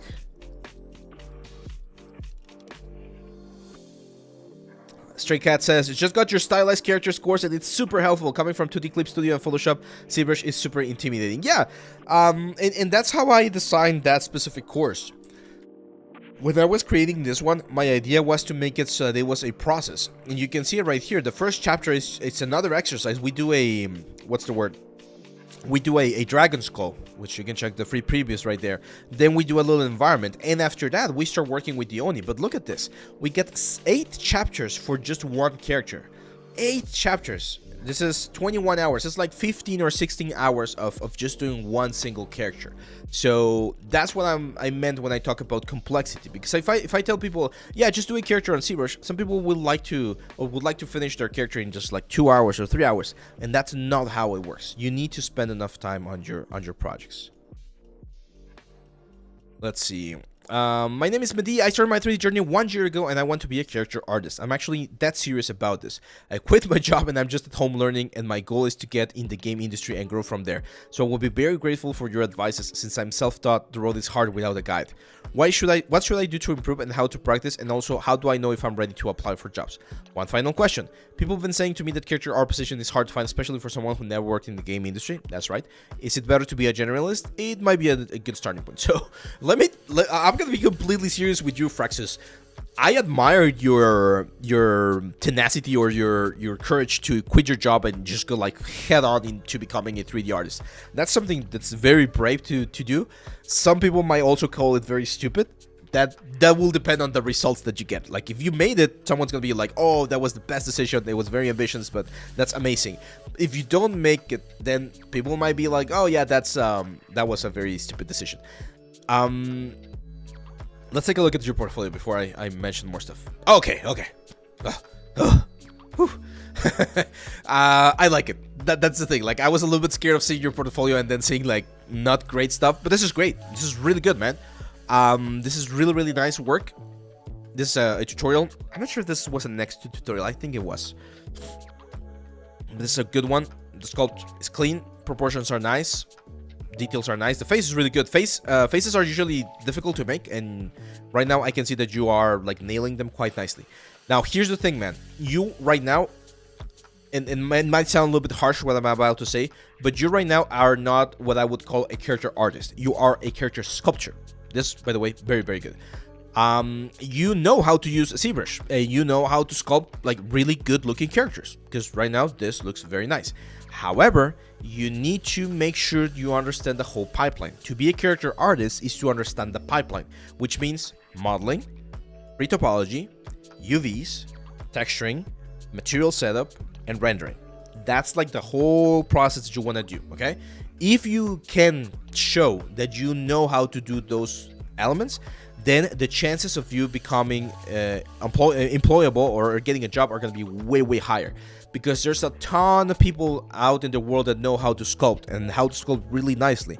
And unfortunately, companies are always going to be looking for the cheapest option. So if they can find an artist that's really cheap in his prices and he is going to make an amazing high poly sculpting, then you're going to be competing against that. And I never recommend like lowering your prices to compete against those sort of things. So my advice, learn the whole pipeline, learn the whole, again, production pipeline, so that you know how to transfer this really cool like sculptures that you're doing into a finalized version or a finalized character that can be used within a game. The next course that I'm going to be releasing is the Substance course. We're not going to be covering retopology on that one because it's a very extensive like topic, the retopology thing. We're going to have a different course for that. But it is something that you definitely need to look into, because I do see that you have potential. But again, the piece that you're missing is finalizing the process, like showing that you can take this like projects that you have right here, or this full characters that you have right here, into a game engine. And as I've mentioned before, my advice is 1 male character, 1 female character, 1 monster character. If you can show that you can do like those 3 to a very like good degree, again, the chances of getting hired are going to be better. Now, I'm going to give you an advice, and I don't give this advice lightly, so this is especially for you. You have a lot of talent right now. Like, I can see the talent, but, oh, I'm going to go full screen with this one. This one is important. It was originally going to be only for Mehdi. I'm going to give you, Mehdi, one specific advice on how you can monetize a little bit of this, but this advice is for everyone. You probably have heard throughout your life that you have talent. You're very talented. You're very creative. And talent, creativity is very important. But other than talent, creativity, organization, and just like being able to... No, that's not what... Talent and creativity are very important. but they're not the only things that are important to be a successful artist. One of the most important things to be a successful artist is that you utilize that talent, because there's a lot of people that had the talent or that had the potential but never took it to fruition. They never spent enough time practicing, they never spent enough time learning about the things that they needed, and they wasted that talent. And that, to me, is one of the saddest things that can happen to someone. To see someone with a lot of talent, with a lot of potential, and then laziness, I don't know, vices, life in general, like making bad decisions that never allowed that person to realize that potential. It's just wasted potential, unfortunately. And that's the thing about potential. You've seen this in physics class. Potential is the capacity to explode that thing and make something, right? But if you don't do anything with the potential, then the potential remains or is kept like that, like just potential. It's never executed as a final solar like resolution. So if you are watching this right now, and if you have heard or people have told you before, you have a lot of potential, you have a lot of creativity, you have a lot of talent, that means that you have one key that a lot of other people are missing, and you need to exploit that. You need to put in the work and do the job to get to where you want to get. Because if you just stay there without doing anything, your potential is going to go to waste. Okay? Now, going back here into Medi's one. You quit your job. Again, that's very brave or very stupid, but you are going for something, and I appreciate that you're sharing that with us, and I really see, again, the potential in here. But I also know that the world's a difficult world, and you need to find a way to sustain yourself while you get there. Being a prop artist or being a general artist is one way to do it, but I can see a lot of, again, potential. You could do sculpts. Right now, there's a very famous page called it's called My Mini Factory, and there's been a huge boom in the 3D printing world where people are printing stuff and painting them, and you can find some really nice like busts, right? For instance, I really like this one, like this scare lady. If you add some like a medieval clothing or sci-fi clothing, you could sell one of those ones like this one for $5. Might not seem like much right now, but if you sell 20 of this, or if you sell 50 of them, you're gonna get a little bit of an income that could sustain you while you keep pushing your stuff. And this is, again, for everyone. If you want to try selling miniatures, it is... this is another little like piece of advice that I heard before. There is no such thing as a saturated market. Because you often hear that, like, oh, the market's saturated, you should not try and sell something that everyone else is selling. There is no such thing as a saturated market. Because in every market, there's always going to be like very shitty quality things. So there is no such thing as a saturated market where every single product in that market is good. So if you can do the good product, then you will have a chance, even if there's a lot of people doing it. Okay? So just keep that as a little bit of an advice right there. So yeah, that's it, man. Again, I love this one right here. Love that one. Just finish it. Like, if you could actually, Medi, when you watch this, when you finish watching this, or if you watch this, or if anyone knows Medi, please contact me on Discord, because I want to do a collaboration with you. I want to do this character right here, and I'm going to do a hand-painted style collaboration. I'm going to show retopology, how to retopologize this character, the hair and everything, and I'm going to do a hand-painted version of this, because I think if you paint this character in this sort of like arcane style, it would look very, very nice. So please, please contact me. Okay. Let's go with the next one. Was Medi. Alexis! Hello, Abe. My name is Alexis Dennis, 43 years old. I began like a traditional artist, and 4 years ago, I tried focus on real-time 3D character. I have been learning by myself, and your YouTube channel has helped me a lot to understand the 3D character workflow. Finally, I would like you to review my portfolio and let me know what I need to improve. My last question is how much character are necessary to have in portfolio to apply to a company today, and could I show humanoids, creatures, and hard surface? Yeah. It's exactly what I mentioned. Female characters, male characters, and creatures, that's great. And you are fulfilling just that. You got a male character, you got a female character, and you got this sci-fi character. Now, let's take a look at this one. This one's pretty cool. I would say, again, straight out of the gate, the face needs a little bit more work. This is some anatomy stuff that we need to fix, and you're probably going to be benefiting a lot more from my course from next month, or for next month, which is going to be the anatomy course, because I do feel like the forms of the character could be improved a little bit more. Again, careful with the metal edgeware. I can see it pretty much everywhere, and that's not something that we want to have as intensely. Capes usually are flat planes. I'm not sure if you're already like doing the dynamic simulation for this thing right here. The poly count and the optimization is fine, and even the stylization is fine. It's just the face that's making a little bit of noise. This is fine as well. Metal Edgewear gang, we're gonna do the sticker, guys, so that we can have that on the next stream. We're gonna have the Metal Edgewear sticker. Yeah, this is good. Again, I can see that you have the technical knowledge of the software, which is very, very important. So the next thing that we need to do is we need to work a little bit on the polish side of things. Novalios, yes, all of the streams will be posted on YouTube. It will be airing tomorrow, or it will be available tomorrow. And I actually want to show you something, guys, because this is a very common thing that I get asked about. So if you go to the channel, you can see right now we're live, but unfortunately, if you go to the videos, you're not gonna see the videos. I reposted this one right here, and people saw it a little bit more. But if you want to see the lives, you need to go to the live section. We have all of the lives that we've been doing ever since we started, what was it, like 6 or 8 months ago. So all of the live streams are going to be either here or in the videos. It's easier if I just keep them here on the live section, but then a lot of people don't find them. So make sure to check the live section. And by the way, we're at 10,000 subscribers. Thanks, everyone. If you're subscribed to YouTube, you really have helped the channel grow a lot. So thank you for that. So yeah, Alexis, I think that's the... Ah, you're from Guatemala. I'm gonna say this in Spanish real quick. Necesitamos mejorar un poquito la anatomía, mi estimado. La cara se ve medio... Estamos así como que en el Uncanny Valley que le llamamos. O sea, no está tan bonita. Por ejemplo, la de esta bonita. So the face is not as pretty as I would expect. Everything else is looking a little bit better. But even like the arms and things like that, it looks like hard surface, but it looks like a very wonky hard surface. I can see that you know how to use Maya, so ideally those arms and the hands, those will be things that you're gonna be remodeling or modeling in Maya, so that you can get a nicer, cleaner effect. Those would be my advices for you, my friend. I really like this cowboy. I think this is from a tutorial. I've seen this before as well. And again, I see that you have the technical knowledge, so the full technical knowledge you have it available. That's great. It's now about polishing. And I'm gonna give you another advice. This is for everyone. So when you're looking for a character concept, let's go to like Pinterest. No, I need to start like a session.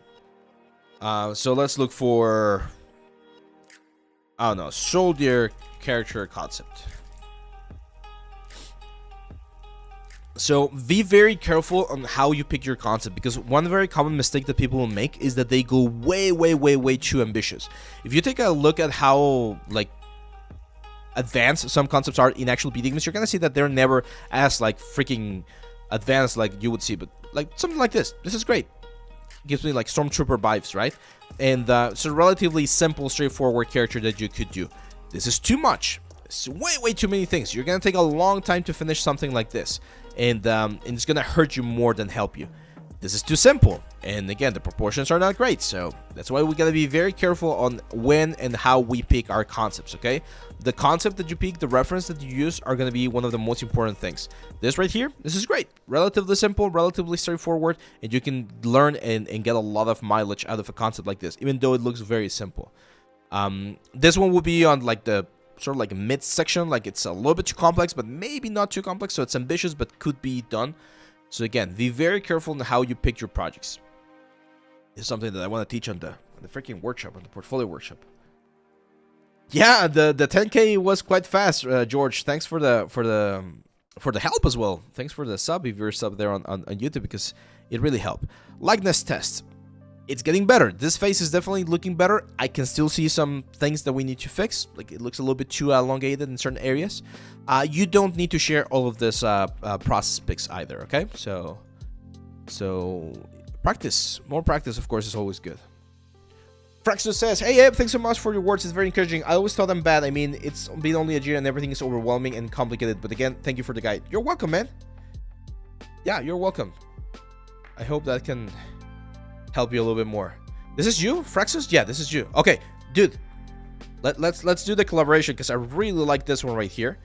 So let's talk later on Discord, okay? I'll send you a message. Okay, let's go. Feliponcio says, hi Abe, I hope you're having a great day and this is my portfolio. I'm trying to focus my work on 3D modeling of props and characters, but I still have a long way to go. Let's take a look. I think I've seen this one before. Or at least I've seen this Rose Demon concept. Yeah, not bad. And someone else on the previous portfolio was asking about stylized stuff. This is what you should do. Finalize 3D models, modeling and texturing alike. Add more light. More light, guys. Again. Like I'm just gonna share this like Photoshop file with you guys on the Discord, and you can drop your stuff and see if it changes with a little bit more exposure. Look at the difference again. Just a little bit more light and boop, it's gonna look better, right? So that's the sort of stuff that you need to be careful of. This is great. By the way, this is another one of those models that you could sell as a 3D model for 3D print. There might be some Crash Bandicoot fans out there that might buy your model, so well, careful there. Actually, I take that back because this is a copyright material, so technically you cannot sell this stuff unless you have permission, because you could get into some issues. So you might not want to do that there. I love this one. This is great. Oh no! But it's not Raid to Apologize. It's just Polypaint, isn't it? Is this just Polypaint? I think so, right? I mean, I see this turntable, but I'm getting the idea that this might just be Polypaint.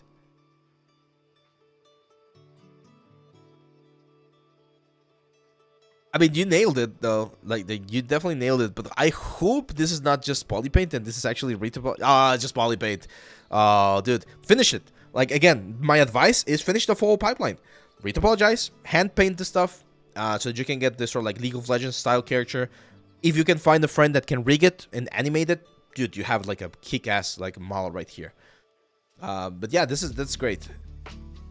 This one's better because this one, and again, here's the thing, like, even though I really like the Rose Demon 3D model, this one right here is more valuable to me because it shows to me that you know how to do the whole process.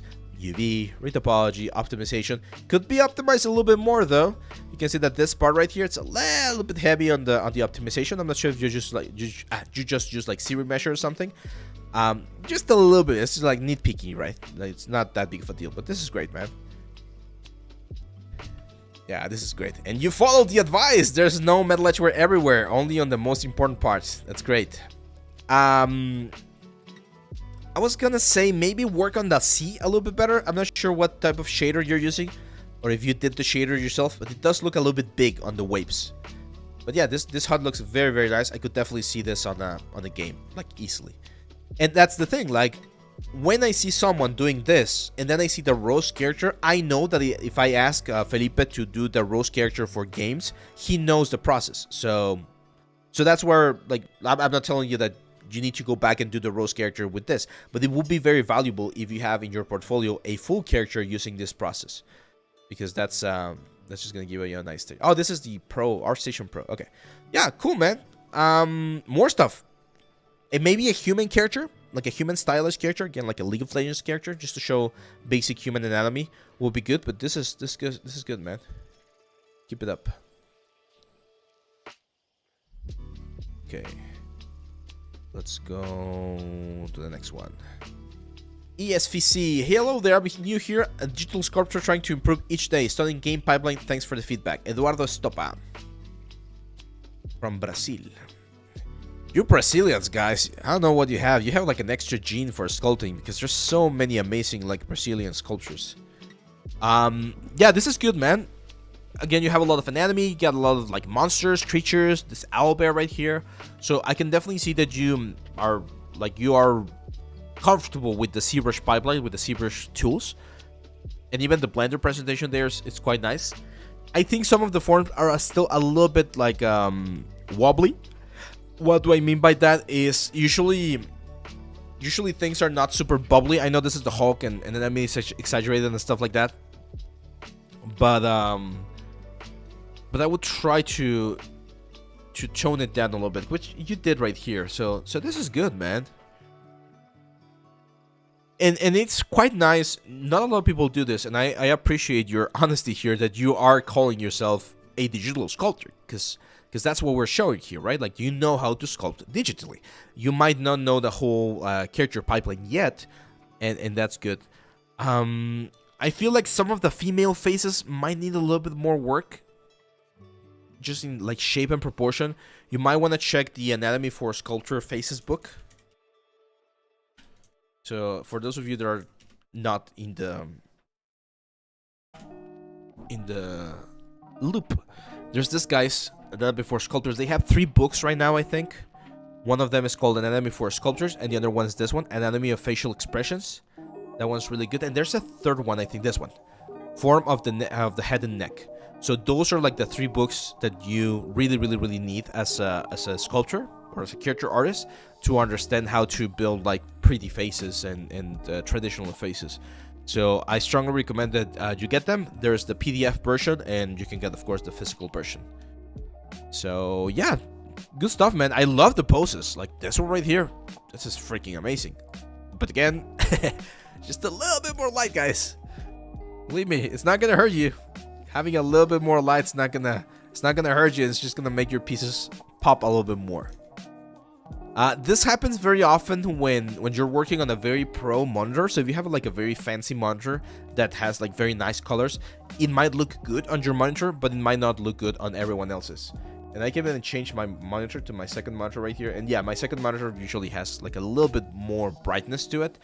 But that's why I always try to go a little bit higher than what I would normally do, because I don't know what amount of brightness people are going to be seeing this stuff at. Cool. Let's go to the next one. Devo. Dreaming of crafting game characters, seeking pro tips to level up your artistry, industry experience, but none characters. Let's conquer that. Ready for guys? Devo, that sounds very NFT-ish.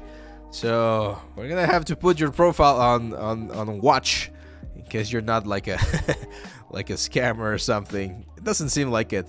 My advice is try to avoid talking like this. It's very, I don't know, it's weird. So just talk normally. There's no need to do all that stuff right there. Again, we got a lot of props, a lot of simple props that might not need to be on a reel, like this python snake right here. Yeah, I mean, I'm gonna. What's the wording? ¿Cómo se dice? A ver, los que hablan en inglés y español, ¿cómo se dice regañar pero en inglés? ¿Alguien sabe? ¿Cómo se dice regañar? Because here's the thing, man. Like, I know I'm not Rafael Grassetti or Vitaly Bulgarov, or I don't own like a freaking huge studio, right? But the portfolio review is an opportunity for you to share your work and get feedback. What do you guys expect me to say about stuff like this, right? And again, I'm not talking bad about you, my friend. I'm talking about the piece. Like, why is this piece on your portfolio? This is not something that you want on your portfolio. This is not something that should be on your portfolio. So it's very difficult for me to be nice when I'm presented with pieces like this. Because if you present me a piece like this one right here, then I can help. I can tell you, okay, I understand the idea, but you need to improve your anatomy, you need to improve your forms, you need to improve the presentation. Like right now, it doesn't look like he's actually holding the axe, right? Like the posing of the character needs to be improved.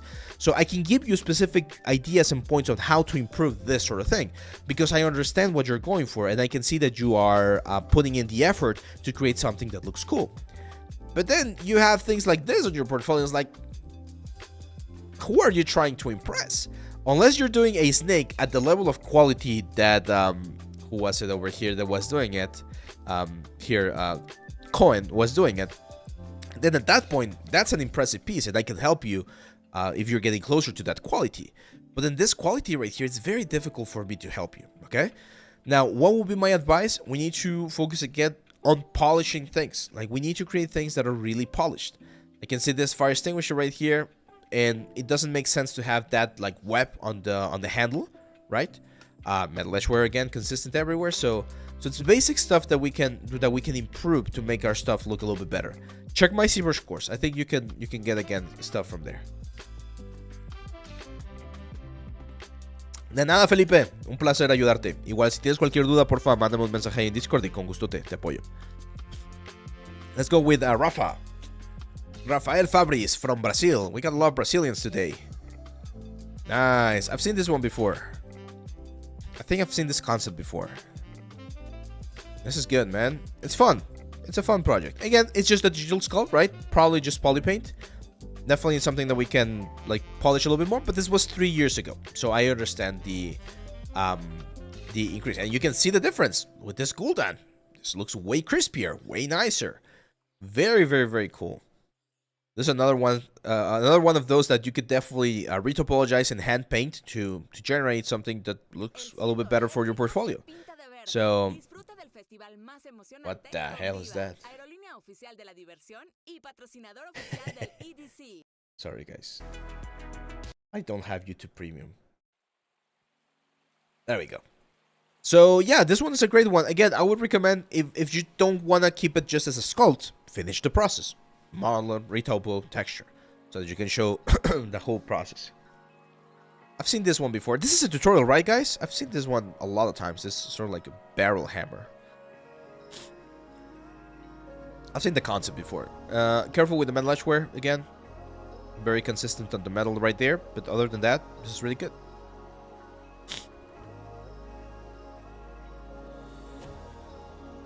Interesting. Yeah, again. Looks cool. Nice. That's a great idea, eh? Like, everyone should take a, like this reference. I think you're using a Mixamore rig, because the movements looks very motion capture-y, but it's a great way to see the sword in action. So to see how it would look on the game, and you adding this flat shader so that we do not get distracted by the character, and we just focus on the sword. It's a great option. That's really cool. I mean, you have really cool stuff, man. I know you call yourself a 3D rookie right here, but you actually have like really tight stuff. I'm not sure if you're already working or not. I don't see a lot of stuff that you could like improve on your portfolio. Maybe again, just like take this one out since you already have some cool stuff over here, and do a full character, like a full hand painted character with the full process, like what you have right here. And see, this is another one, Rafael. Be very careful on your stuff. This is a mistake that I made for a long time, and I'm working on it. Keep your portfolio updated, right? Because this piece right here, you did last year. So that was 1 year ago. And this piece right here, you did 5 months ago. So we don't see anything that's recent. And I'm sure you've done recent work, right? So ask your company, if you're working for a company or a studio, if you can share some of that stuff. And if not, try to update it, because leaving your portfolio empty for long periods of time kills the algorithm, right? Like it makes it so that you don't get found as easily. So it's important to keep your stuff updated. But this is good stuff, man. I really like this one as well. Again, finish it. Retopo and textures. Retopo and textures. Or unless this is just for 3D. Oh, it's for 3D print. Okay. Yeah, no. Forget it. I thought it was going to be for something else. Give me 1 second. Okay, cool. Let's go with the next one. How are we doing, guys? How are we doing on our goal today? Do we got the follows? How many are watching right now? I don't have the stats with me. If you like the stuff so far, if you want to be featured on the next portfolio review, make sure to join our Discord. Sarna's gonna link it in just a second. Make sure to follow. Sub if you can support the channel. And as we've mentioned before, we have a lot of premium courses, so you guys can check it out. You didn't follow a tutor for that. Oh, that's cool, man. That's cool. Yeah, because I've seen that concept before. I think I actually asked one of my friends to do it as well. Stray Cat says, I assume retopology is covered in the character course. No. The character course, the Oni course, is only high poly stuff. If you want to learn a little bit about retopology, we have the Blender course, which is the Axe. In that one, I covered the retopology with RetopoFlow, but we're going to be having a Topogon tutorial not too far into the future, where we're going to be doing a character as well, and that information can be applied to any software. So yeah, that retopology is very, very important. I'm actually working, but I have a hard time getting freelance stuff. Okay, yeah, try to see, Omnu, if you can get your studio to give you permission to use some of the stuff that you've done for them in your portfolio, because that's how you get freelance. The more stuff you put out, the more people will see you, and the easier it might be to get a freelance gig. Okay, Pata says, hello, I'm new here and pretty new in 3D as well. I've been starting 3D 10 months ago with an online course with a teacher, a couple of hours every week after work. I've learned mostly Maya 2024 and some Substance Painter in said course while learning ZBrush on my own. So this is just to show you my actual level. I didn't even know yet Retopo and other basic stuff in most of those works. I'd like to know what you think I have to focus at the moment. I bought the ZBrush course last week and I'm loving it. I'll also love to specialize in stylus hand painted after I'm confident with the basic stuff. Sorry for the long message. Next will be shorter. Thanks. PSA, all the stuff but 2 pieces maybe will be gone after the streaming. This was just to introduce myself. Well, let's take a look.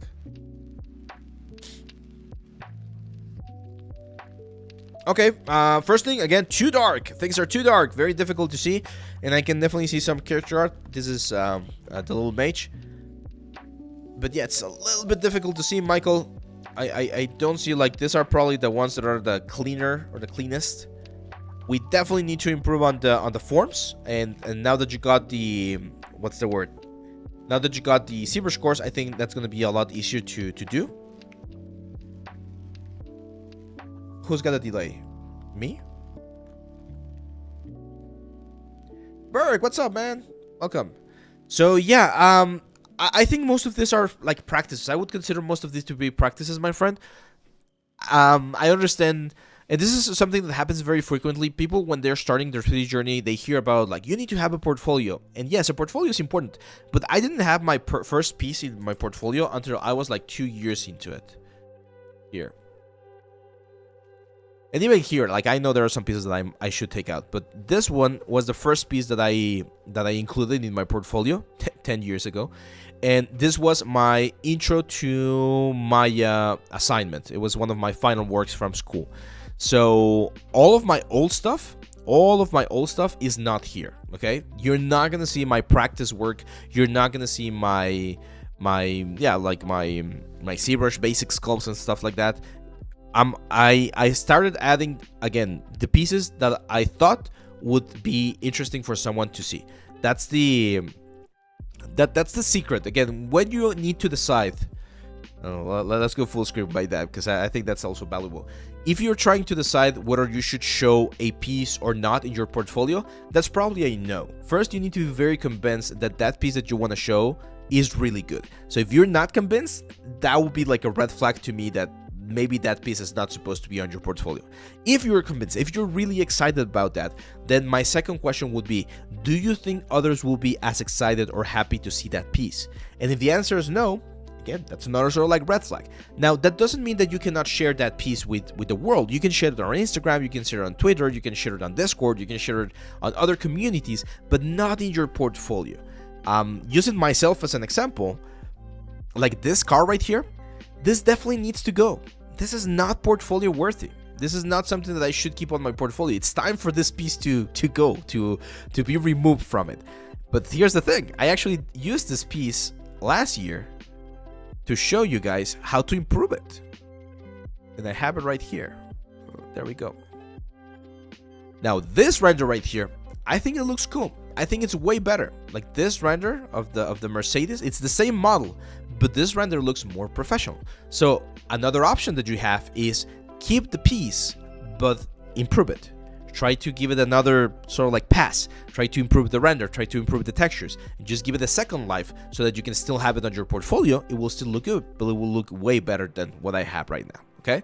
So again, all of these pieces right here, I understand why you uploaded them, because you wanted to share them, but you're gonna see it on the likes and on the views. Like, you're not gonna have a lot of interaction, because again, if you had the opportunity to show this to George Lucas, he'll be like, oh, yeah, cool, and that's it.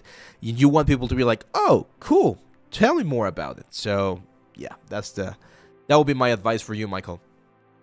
Burke has a question that says, Abraham, I want to ask a question about the map. I'm making character right now. For the map, I'm thinking to use displacement for the character body, and for Claude, I'm thinking to use normal maps. Yeah, that's fine.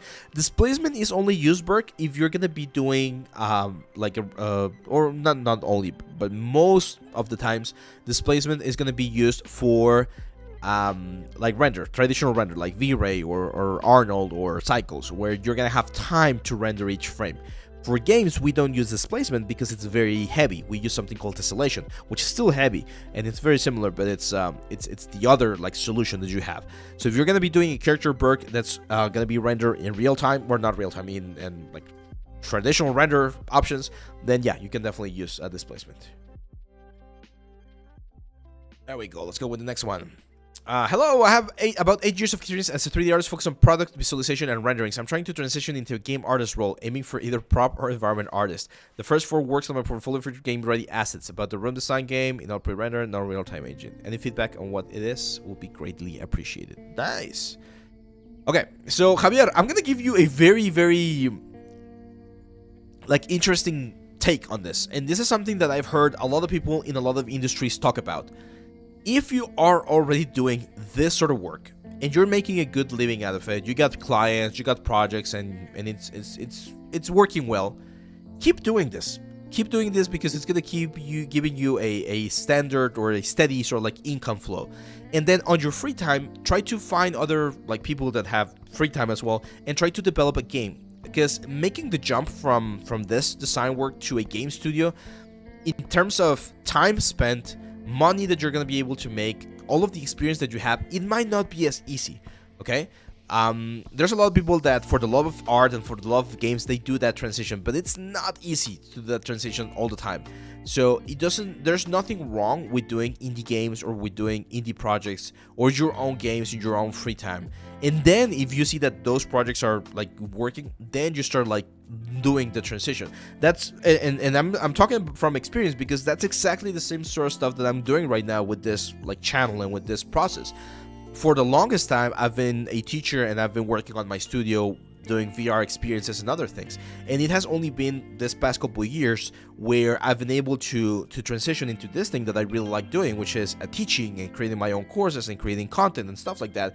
But because I have that sort of safety net on the other stuff. So that's how you start balancing stuff. If at any point this thing just explodes and I can live off doing just this, then that's what I'm gonna do.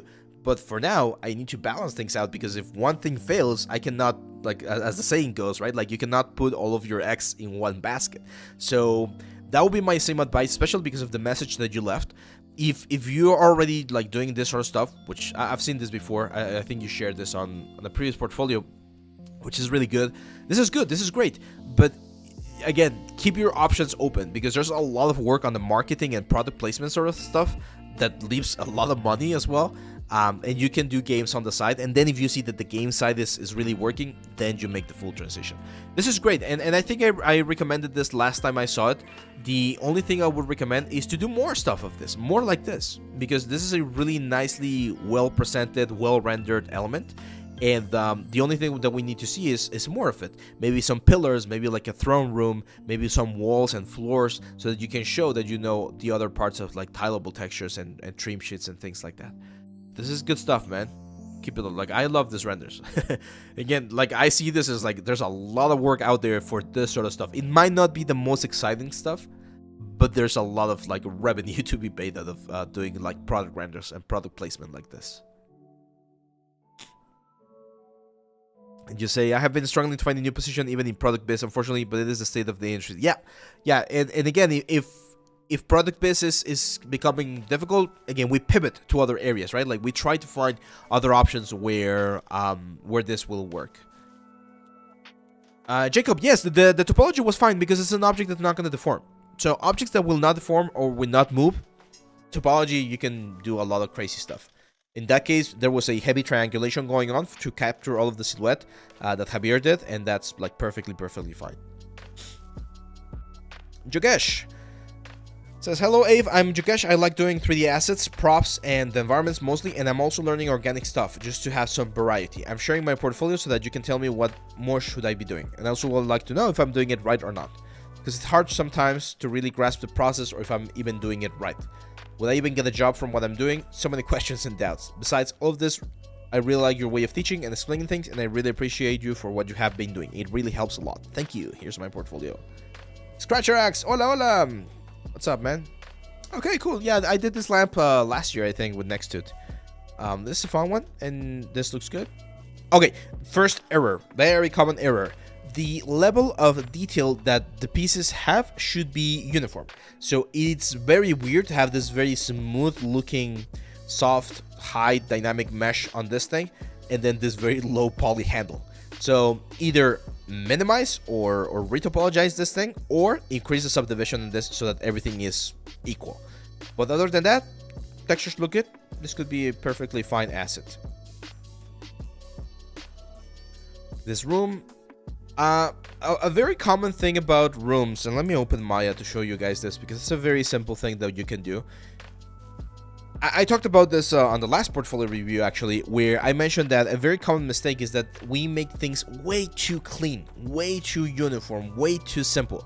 And I know you did move some of the chairs and some of the tables, but I'm talking about the details on the room themselves. If you've ever like built a room, we've been doing a little bit of construction here in my house, you're gonna realize that the people that build this stuff, they're not always using like laser sharp like measurements and things to just like build a wall. So there's always going to be a little bit of imperfection, a little bit of like details that you need to fix, right? So let's imagine that we're doing this sort of like panel ceiling on the top, right? So let's start with the plane, and then I'm gonna grab all of the faces, Control E to extrude, keep faces together off. I'm gonna give them a little bit of an offset. And then immediately I'm gonna say mesh tools or edit mesh, and I'm gonna extract. So now we have a little bit of a frame right there, right, that I can extrude. That's gonna be like the depth of the ceiling. So that's it right there. And just to make it look a little bit better, let's just grab all of the edges and bevel them. It's definitely going to be a little bit heavy, but as you can see, now we're going to have a nice clean bevel everywhere. Cool. And now we grab all of the panels. There we go. We're going to extrude them all to create like the tile. Let's grab them again.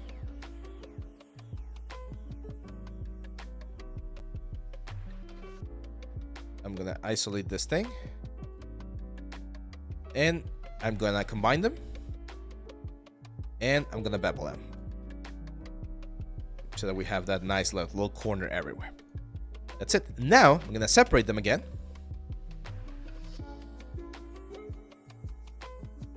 Grab all of them, delete history, center pivot, and freeze transformation. So as you can see, every single panel has its like transformation where it's supposed to be. I'm gonna push the grid up so we can see the difference. And now I'm gonna grab all of the panels. I'm gonna go to the bonus tools, modify, and randomize transform. Basic. So what I want to do here is I want to push them on the y-axis randomly between minus 0.2 and 0.2 centimeters. If I do this random move, you can see all of them are going to be pushed. That might be, as you can see, a little bit too much. So instead of minus 0.2, I'm going to say minus 0.02 and minus 0.02 positive. We random move, and there we go. You can grab this and just make it a little bit bigger. And now, look at how much more interesting the whole thing looks, right? Because not every single panel is exactly where it should be. Now, this is a little bit too exaggerated, right? Like maybe the distance was way too much still. But you can see how much more interesting this thing would look if we make this into a ceiling by just rotating this 180 and we push it up. You can see how much more, again, interesting this whole thing would look instead of having this very like flat border. And you can see that we're also missing like a little loop here on the border of the ceiling. Those are the small details that we need to be very careful of when we're like working with this type of projects. Like, attention to detail is very important to make sure that things look the best possible way. I would even go here on the pillar and create a little bit of a cut right there, because you're not gonna have this pillar just like intersect the whole thing. You're probably gonna cut around the pillar and create a specific type of like panel there that forms or goes around that part. So that was just a quick demo on how you can use that information, Yogesh, to generate a more specific detail. Other than that, I can see that you have the basics of, again, modeling, texture, and things like that. So as with everyone else so far, or not everyone, but most of the portfolio so far, it's attention to detail that we need to increase. This type of scenes, I've seen this so many times, and Blender, unfortunately, is a very, what's the word? It's a very common problem that I see with people using Blender, because there's a lot of plugins in Blender, like this IB generator, right? I'm pretty sure, well, this is not Blender, this is Maya, but I've seen this a lot. Every single time that you add something to your scene or to your character or to your project, you need to have a reason. Why are you adding that? Okay, so if you're adding all of this ivy on the pillars, that means that the foundations of this like ruins are very old, they're overgrown. Therefore, the flags are not gonna look like new. They look like brand new right here. The flowers, they might not be all over only on this like little gardens. They're gonna be all over the place. Same as the ivy. There's gonna be more grime, more damage, more like soil and earth like everywhere. So you wanna make sure that it's consistent. Don't just add something because it looks cool. Add something because it has a reason to be there. That's the important thing that you need to keep in mind there. Broken bases. The situation here with the floor, I can see that it's just a plane with a tileable texture. If they're doing this temple, they will probably like create patterns in such a way that the cobblestone is going in the direction of the element. Do you guys want me to show you how I would do the cobblestone on this thing right here? Should we do it? It's gonna take me like 15 minutes to show you, but I can do it if you guys want me. Let me know in the comments or in the chat right now. X-Word Modeling says, yes, please. We got more boats. Because otherwise, you're just watching me on a different window and you're not paying attention. Okay, let me show you. So let's look for just a basic cobblestone pattern.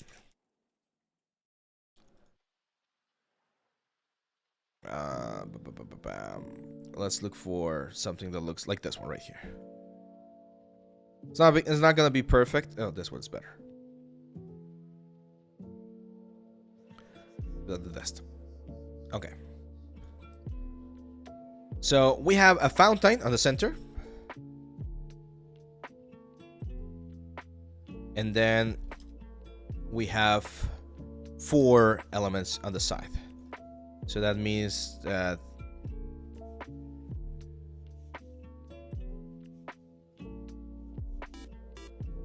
there you go, Sinishi, thanks for the follow, man.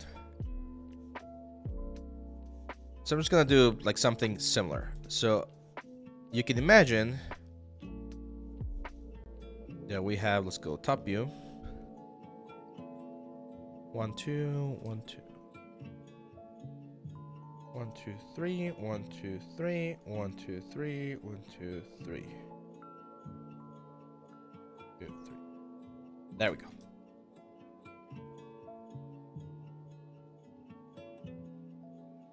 So this would be the, like, this is a very basic sort of diagram of the flower beds that we have right here in the fountain, right? And then what Jogesh did here is he added a plane, right, for the cobblestone, and then on this plane he assigned a material with a tileable texture, which in this case was this cobblestone right here. Where is it? What's the name of the pattern? Images. It looks like this. Now, of course, what you do is either on the UVs or on the 2D texture, just like tile this way more, and this is what you get. But unfortunately, as you can see, it doesn't look like it doesn't look good. It doesn't look like it's going in the direction of the element. It just looks like it's overlaid. It might look good, but it doesn't look perfect. So here's what I would do. I would go to the original like mesh right here. I would duplicate it. I'm going to delete this, guys. So pretty much go back to the original cylinder.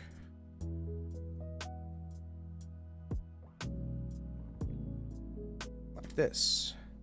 Because this original cylinder has the actual like steps that I need, which are this ones.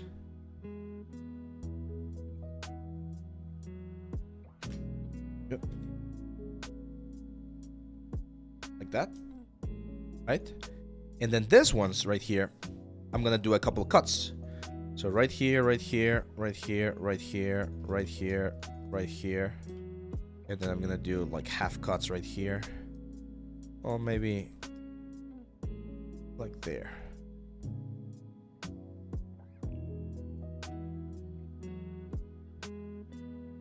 And out here. Sorry. There we go. So all of those I'm gonna bevel. Just one fraction. Or actually just one segment.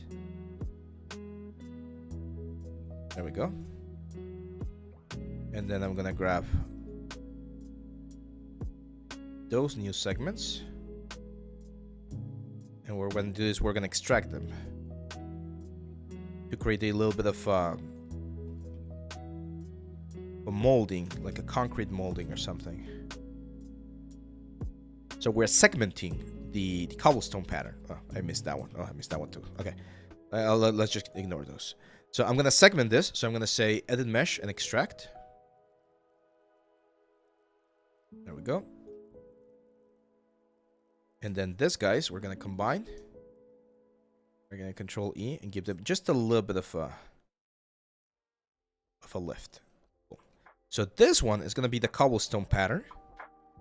It's gonna be right there, and then this ones are gonna be pieces that are gonna be stopping the cobblestone or framing the cobblestone right there. You've seen this in gardens and stuff. So now, if I assign the same Lambert to this one right here, and I do a UV planar mapping from the top view, right now it's gonna look very similar, right? But here's what we're gonna do. We're gonna go to the UV editor, and we're gonna make some cuts. So this cuts right here.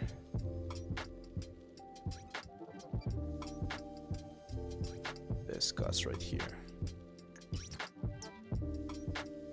Because we want this shell to be separated. There we go. See that? So all of this cuts. We cut. And eventually what you're gonna have to do is the following thing. You're gonna have to play with the order of your shells. So you can see this cobblestone right here looks good. This one does not. So I find this shell, which is this one right here, and I rotate the shell so that the cobblestone goes in the direction of the element. You're gonna have to do that with every single shell.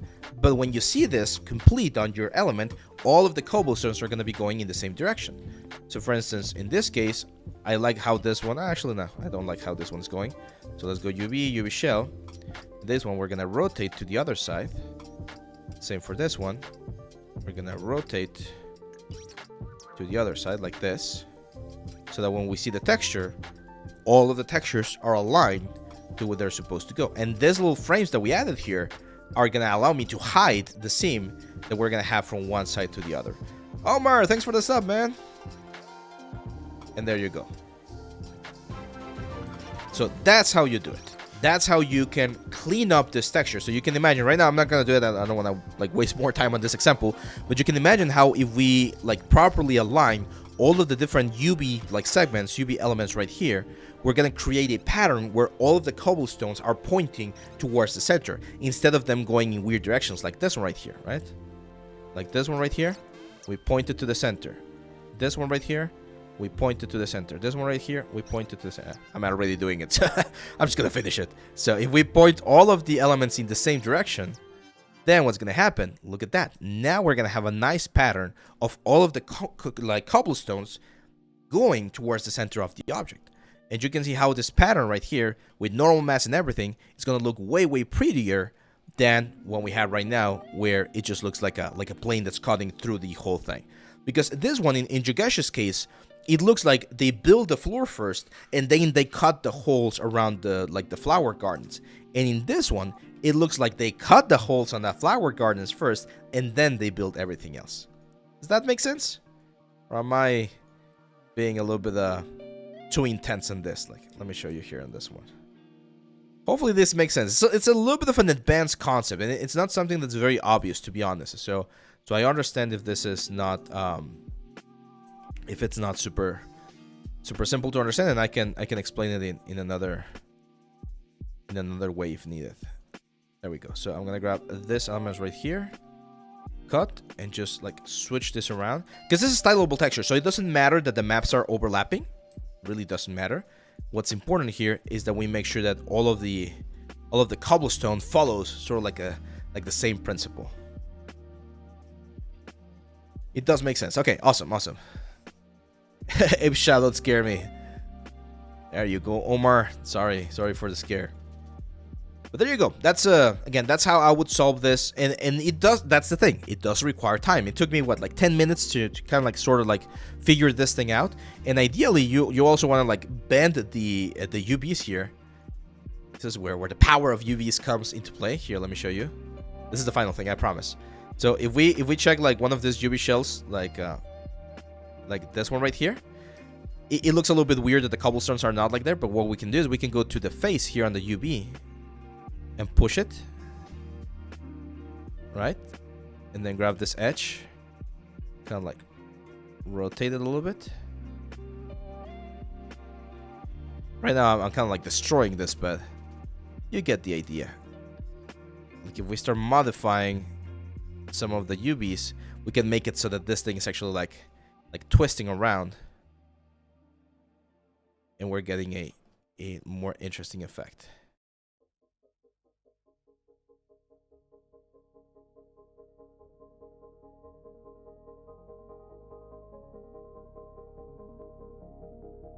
There we go. Right now it's very, very low poly. If we give this a number 3 subdivision, as you can see right there, that looks a little bit better.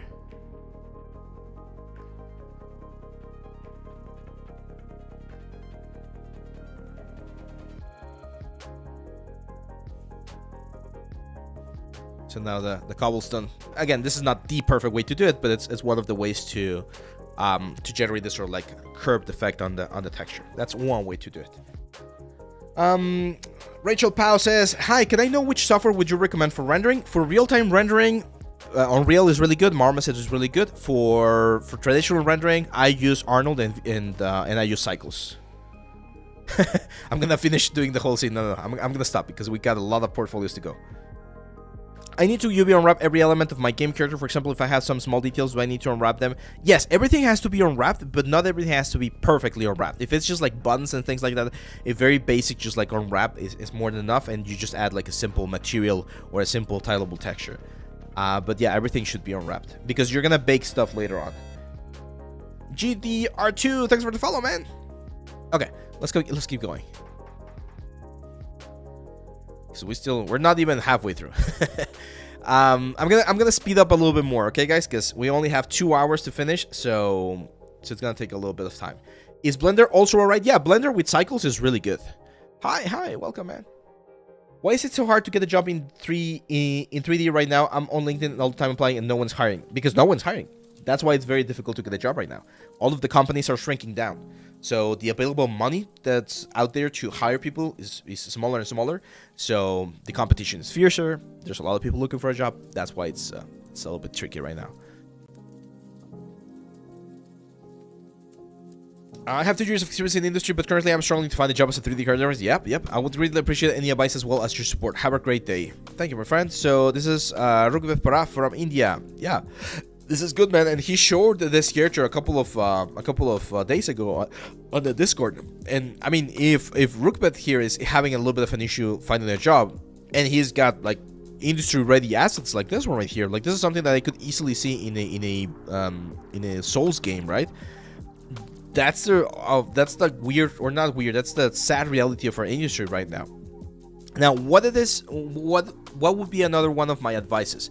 This is another one of the points in the industry right now where it might be worth it to get a lower paying job on an indie studio where you can keep working on your craft and keep getting connections and experience, just to like go through this like a dip on the industry right now, because that's the thing, like it's not only hitting us. Like I've seen this in other industries as well, like in the medicine industry, in the writing industry with AI as well, in the voice acting industry.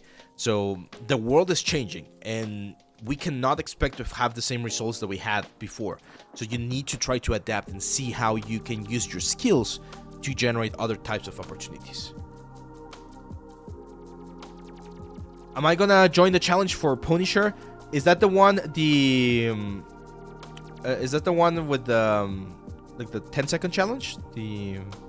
Like the boss challenge a couple of months ago? Because if it is, no, not this time. I'm a little bit busy with the courses right now. How to master UV is practice. Practice is one of the best ways to do it. How to determine how many UV sets I need for a game character. Can I pack, for example, pants and a t-shirt separately, or is it better to pack them together? How to determine the number of UV sets. It depends a lot on the production. For instance, right here you can see Rookdev is using 5 UV sets. That's usually quite a bit for a character. But if it's a boss character and it's only going to be the boss and the main hero in one scene at the same time, then it's usually fine. If it's going to be a goblin and you're going to be seeing 10 of those goblins at the same time, then you don't need 5 of them. Usually one of them is more than enough. Will you ever do tutorial on baking more detailed special things like baking lads on just cube using ID maps, etc.? That's a good question. I'm definitely going to be doing baking, or I'm explaining baking on the new course for Substance. I'm explaining Udin baking and ID map baking and stuff like that. But like lattice baking, I don't think so.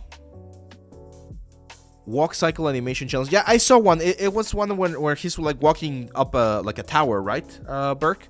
I think that's the one you mean. But yeah, no, I don't think I'm going to be able to join it this time.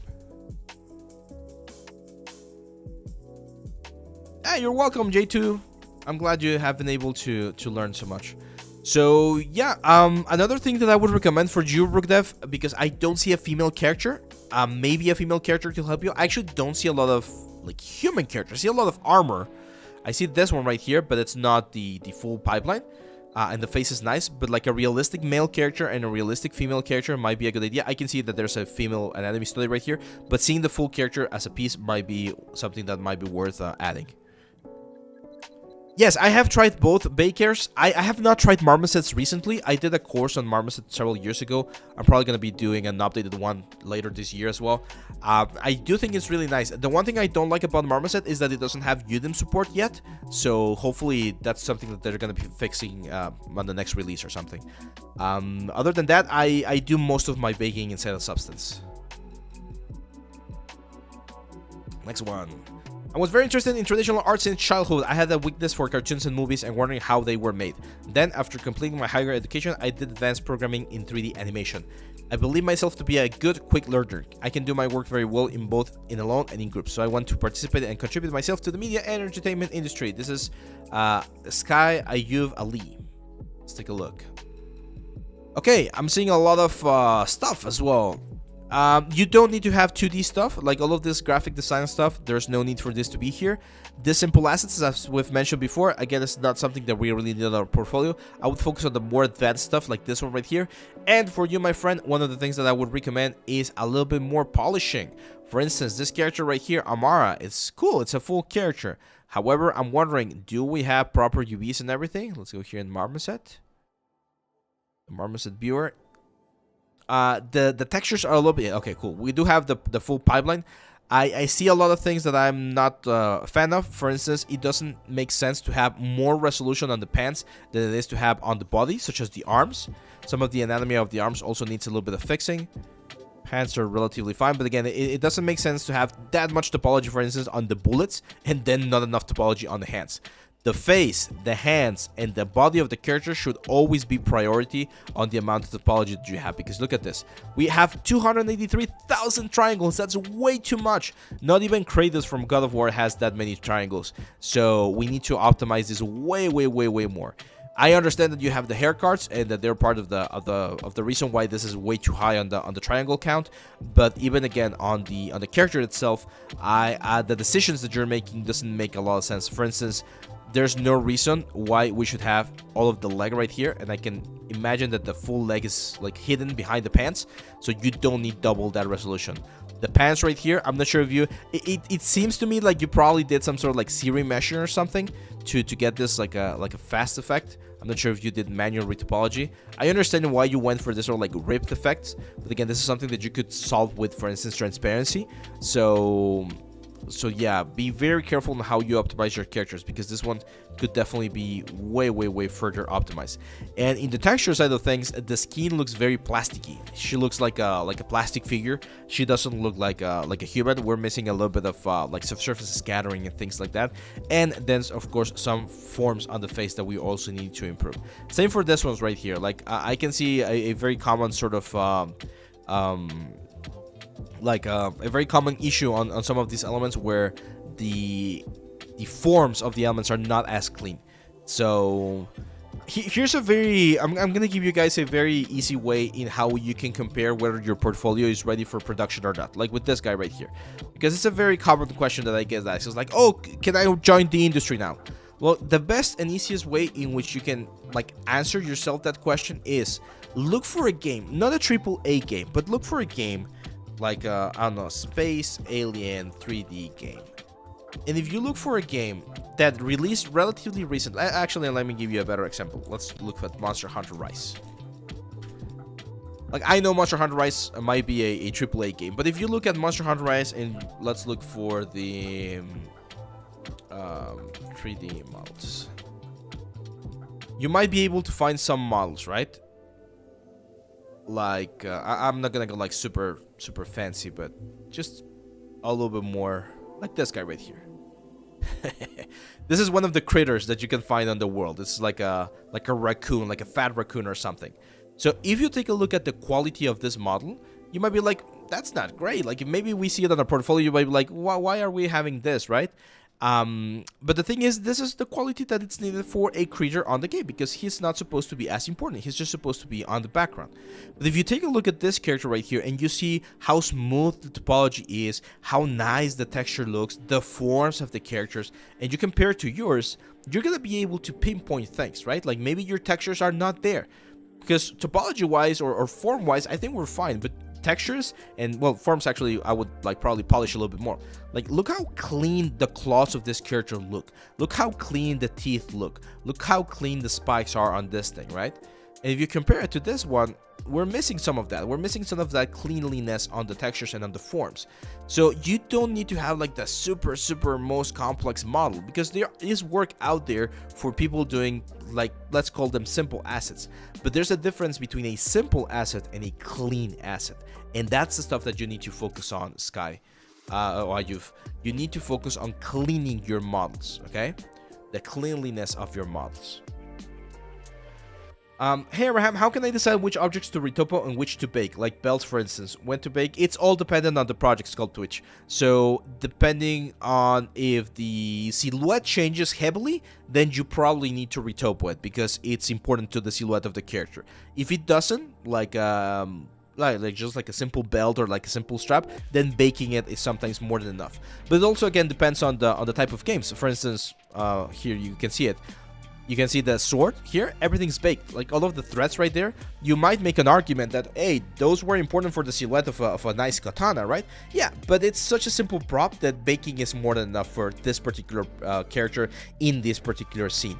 However, maybe in a cinematic, like here with Geralt, you might want to like have the actual model. Like you can see here on the leather straps on the border of the armor, these are actually models, so you can see the rise, how the leather rises. But all of the stitches, of course, are not going to be retopo, they're going to be baked.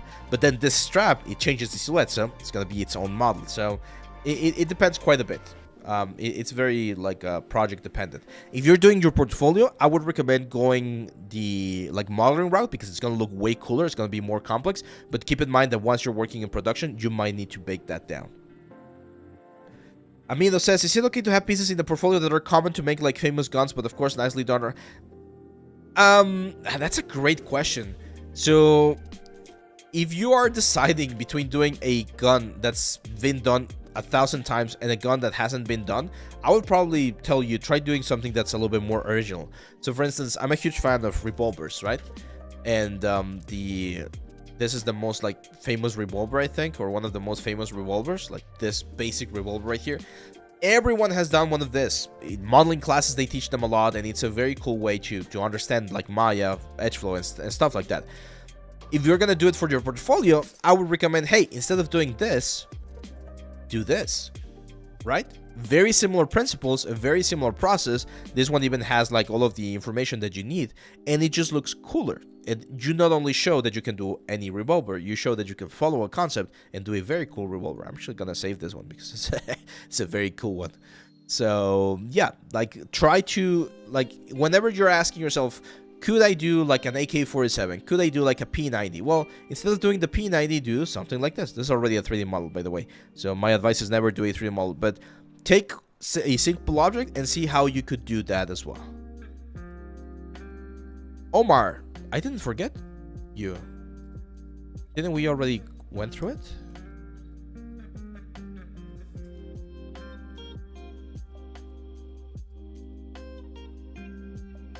Have we gone through your portfolio, Omar?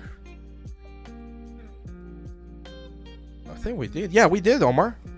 Yeah, we already talked about yours, my friend. It's gonna be on the repeat video. It's gonna air tomorrow, okay? Because we already saw that one. My general advice, just so that you know, is that we need to improve anatomy and we need to improve the form, the cleanliness of the form as well, because it's very noisy. You're adding a lot of texture and a lot of detail to the whole thing.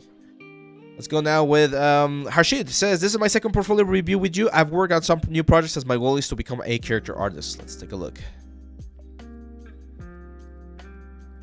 I don't remember. I think I remember this robot. Yeah, I remember the dinosaurs. Okay, same stuff. It's a little bit dark, my friend. And I can see that you've been doing a lot of elements. I'm going to give you one of the best advices that I can give you. Stop focusing on quantity and start focusing on quality, okay? Because this guy right here, not a good idea. Not a good execution. It's very, very simple form, very dirty again. It's just like a very basic exercise. And that's not what we want on our portfolio. Neither the baby nor this fairy, not like all of this like top row things. Actually, like starting from this one right here, they seem like quick exercises. It seems to me like you wanted to do something fast, like you wanted to do this in like a day or maybe like 2 days. This to me seems like a very, very simple like asset. This is not portfolio worthy, and I'm being a little bit more like direct with you because I've reviewed your portfolio before and I told you you have some cool stuff. Like this robot right here was a good piece back on the first time I reviewed your portfolio. So we need to focus on quality, not on quantity. Okay, so pick a project. If you want to do a Cerberus or this guy right here, you're gonna spend, I want you to spend at least 2 or 3 weeks working on it and make it as nice and as clean as possible. Same for this Dobby. Like I saw it and I know you were trying to do Dobby, but this is not Dobby, right? Like the cloth, learn Marvelous Designer if you want to do like a nice looking cloth, because this one right here doesn't look great. The body of the character, like that pose that you're doing right there, that's not like a traditional pose where we like how we pose a character. There's a lot of forms that are missing. So stop trying to do a lot of projects and start focusing on just one project, okay? Shaz says, I'm thinking of doing a prop of something from Castlevania on my next project, but the franchise scarcely have any props within our Resident Act 5. What do you think? Look for the art books. So if you look for Castlevania art books, sometimes you're gonna find them on Japanese, or they're gonna be in Japanese, but you're gonna find a lot of information here, like on the art books. Now, I never encourage like piracy or anything, but I know that it can be a little bit difficult to get your hands on some of these books. If you know the internet, well, that's all I'm gonna say. So yeah, try to look for the art books because you're gonna find a lot of reference here on the art books of the elements. Artful says, hi, how does mirror and well tool helps in ZBrush if the object is in subdivision but not on Dynamesh? No, you cannot use mirror and well with subdivision, only in Dynamesh. How often do you stream? Every week, man. We've been doing every week for the past several months. Friday 11 a.m. is usually when we start. Today we started way earlier because there's a lot of portfolios to get through. Steven Flame says, hello sir, I was very interested in 3D hard surface modeling texturing since I was little. I want to pursue this as my career in gaming industry, so I was hoping if you can give me some pointers on how to move forward. Yeah, well, we need to practice a little bit more. I mean, I can see that you have like very good understanding of the softwares. I'm not sure what softwares you're using. That's some information that would be nice to know. This is looking a little bit low poly. Again, careful with the metal edgeware. And again, we need to start working on some more advanced stuff. One of the best things that you can do, guys, is robots. Like, robots are a great way to test your skills.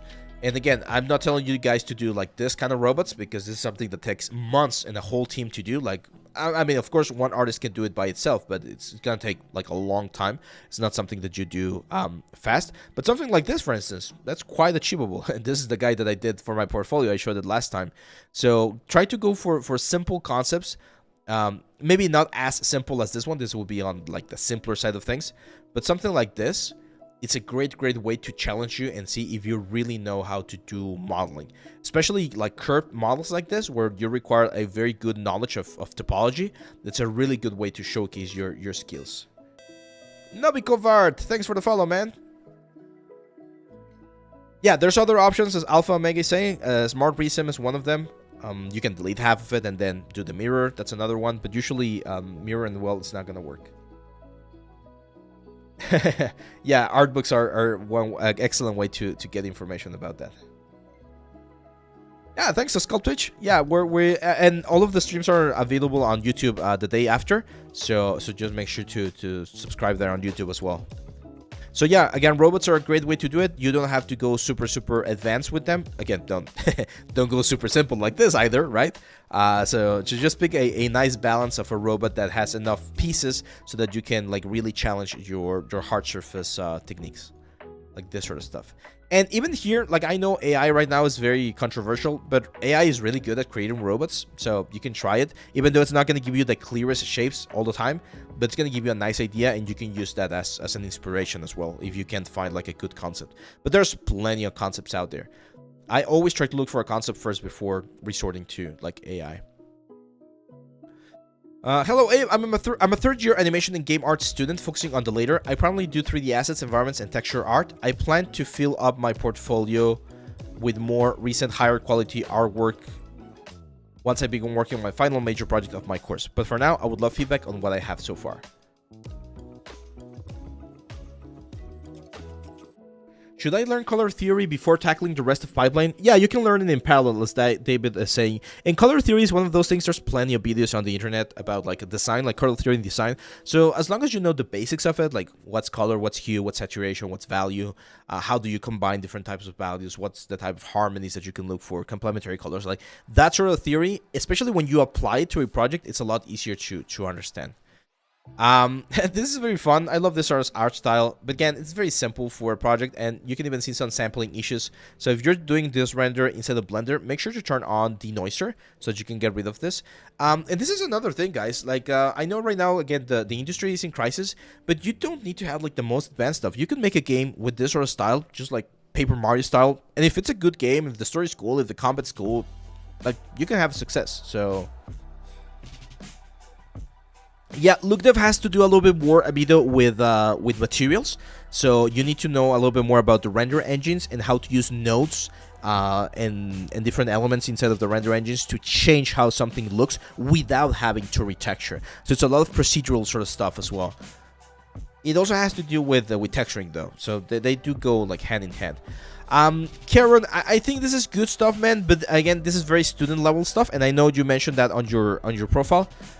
If you're gonna show this, we definitely need to show to see some wireframes to see if you're following all of the like proper like topology rules that we would normally use for this kind of stuff. Right now, I think it's a little bit too saturated on the blues, so I'm not sure. And again, I will probably combine all of these three elements into a single one. No need to share this sort of stuff. It's very simple, so it's very grungy. Here's another thing. This shelf does not look like you could open it.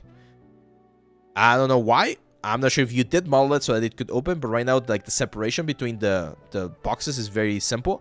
And again, it's way too intense. The grunge map and the dust and the damage that you're adding is way too intense.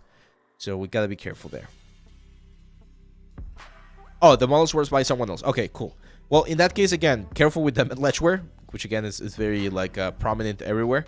So yeah, and I would probably add a little bit, like if you're gonna go for this sort of effect, like this scratched effect on the blue stuff, I would add some scratches on the white stuff because it looks very pristine in certain areas and then very grungy in other areas. It doesn't look like it's on the same sort of like world. And my same advice would be for you, as I did with the last portfolio, we need to see some more complex assets, because right now I'm seeing very boxy looking things, very boxy looking assets. Just toruses, planes, and boxes. We need to see complex topology, and that's where you're going to be able to show your modeling skills in complex models. Because again, those stuff, man, like boxes, desks, tables, AI is coming for us, and those models are going to be like AI generated in the next couple months probably.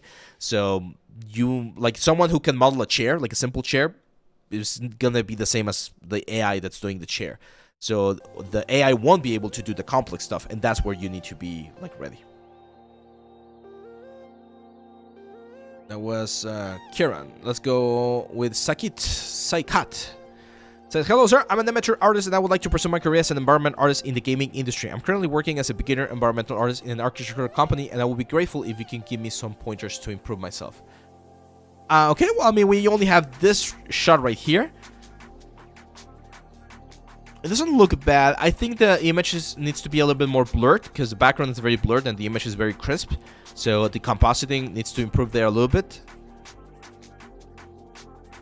The thing is, I'm not sure if you did all of the assets. I will need to know if you did all of the assets. I'm guessing the trees and the flowers and stuff like that were probably brought from something else. It looks very, very faded. This is a very common thing that happens, I think, where people will abuse the filters and the post-production thing to kind of like hide things. So we need to improve that because I really don't know what things you did. Like, if you're doing compositing, then this looks cool. And understanding that you know how to integrate all of these passes, that's great. However, I'm not sure if you did the truck. I'm not sure if you did this post. I'm not sure if you did the modeling, the texturing, the lighting. Like, what parts of the process were you doing? I can guess that you did the rendering, and that's great. But that's more like a rendering, like, work or workflow than other things. Yeah, and again, careful this. Here's where, again, reference is very important. So, Last of Us cinematography. Because this looks very post-apocalyptic, right? So, if you look at the cinematography of The Last of Us, this is the kind of stuff that you want to go for, right? So, you can use information like this, even from the game. Like, even the games have some nice cinematography. But if you go for the series, you're gonna get more information. So try to look. Even The Walking Dead has some nice cinematography. I know that maybe it's not the best series, but the cinematography is good. So these are the kind of colors that you want to try to capture on your shots, right? Like as you can see, they're not abusing the filters. You can still see clearly what's going on, what's happening, what we have on the different scenes. And I feel like here we're losing a little bit of that because of all of the noise and all of the filters that we got on the scene. Alexis Surges says, "Can you explain to me what weighted normals are?" Yeah, so weighted normals. So we know that every single object has something called the normal map, and the normals. The normal is the direction at which the face is, well, pointing. Usually, when you have a flat shaded effect like this one right here, there we go. So this is the flat effect, right? And you can usually smooth it out or weight them. When you weight them, you're actually deciding how you want to push the normal, like how intensely you want the normal to go from smooth to hard. And I don't do that too much. That's something that's a little bit more for like very specific workflows where you want to super optimize certain elements. Usually I just do smooth normals and then let the normal matte take care of the whole thing. But if you want to push things in a specific way, you can use that, like the weighted normal, to decide how much you want to push it. And you can really optimize that, as you can see right here, depending on how you wanna get it. So it's kind of like you deciding how much you want to push the normal instead of letting the software go completely flat normal or completely smooth normal. Let's go with the next one, Jacob. I think I've seen yours before because I remember this UC and I did the same sort of like review, which is don't use metal edgeware everywhere again. Like, you don't want to have metal edgeware in every single part of your element. It just looks weird. And also it looks like some of these parts are not going to be moving, so it looks like you model them from a single mesh. And that's something that we also want to fix. Like, not everything has to be in a single mesh. You actually want to separate multiple meshes so that you can animate them and get like the nice realistic effect. Now, we also see a lot of weapons here. You might want to try something else, man. Like, try doing a character. Try doing a prop, like a tractor or like a vehicle. I don't know, like a chest or something, because we're seeing a lot of the same stuff, and you can combine. And again, as we've mentioned before, a simple asset like this one right here. I mean, it's not that it's a bad asset. I think you did it nicely. You say it's optimized for game. Let's see if that's true on the wireframe. Yeah, that's fairly easy. I mean, you can even optimize it more. Like this edge loop that you have right here, you don't need that edge loop. Same for this edge loop that you have right there, you don't need that one. So the bevels, the extra bevels that you're adding there, you really don't need them for an optimized sort of like axe. But other than that, yeah, it's working nice. But again, it's such a simple object, right? Like, it's such a simple asset. This once again, I believe me, guys, I am scared of the AI thing that's gonna happen in the next couple of years. I'm not taking it lightly. Like, that's something that's definitely gonna be like hitting the industry hard. It's also gonna allow us to create other type of stuff. So, as I always say, there's gonna be opportunities there. However, we gotta be ahead of it, and the only way to be ahead of it is to be doing things that the AI cannot do yet. So, if we can get there, we're gonna have more chances to survive. yeah, like the axe course that I did, right? So that's the Blender course that I have. That's the first course I did under this new brand, and it's this axe right here. So I'm sure that the AI will be able to do similar things in the future, hopefully in the far future.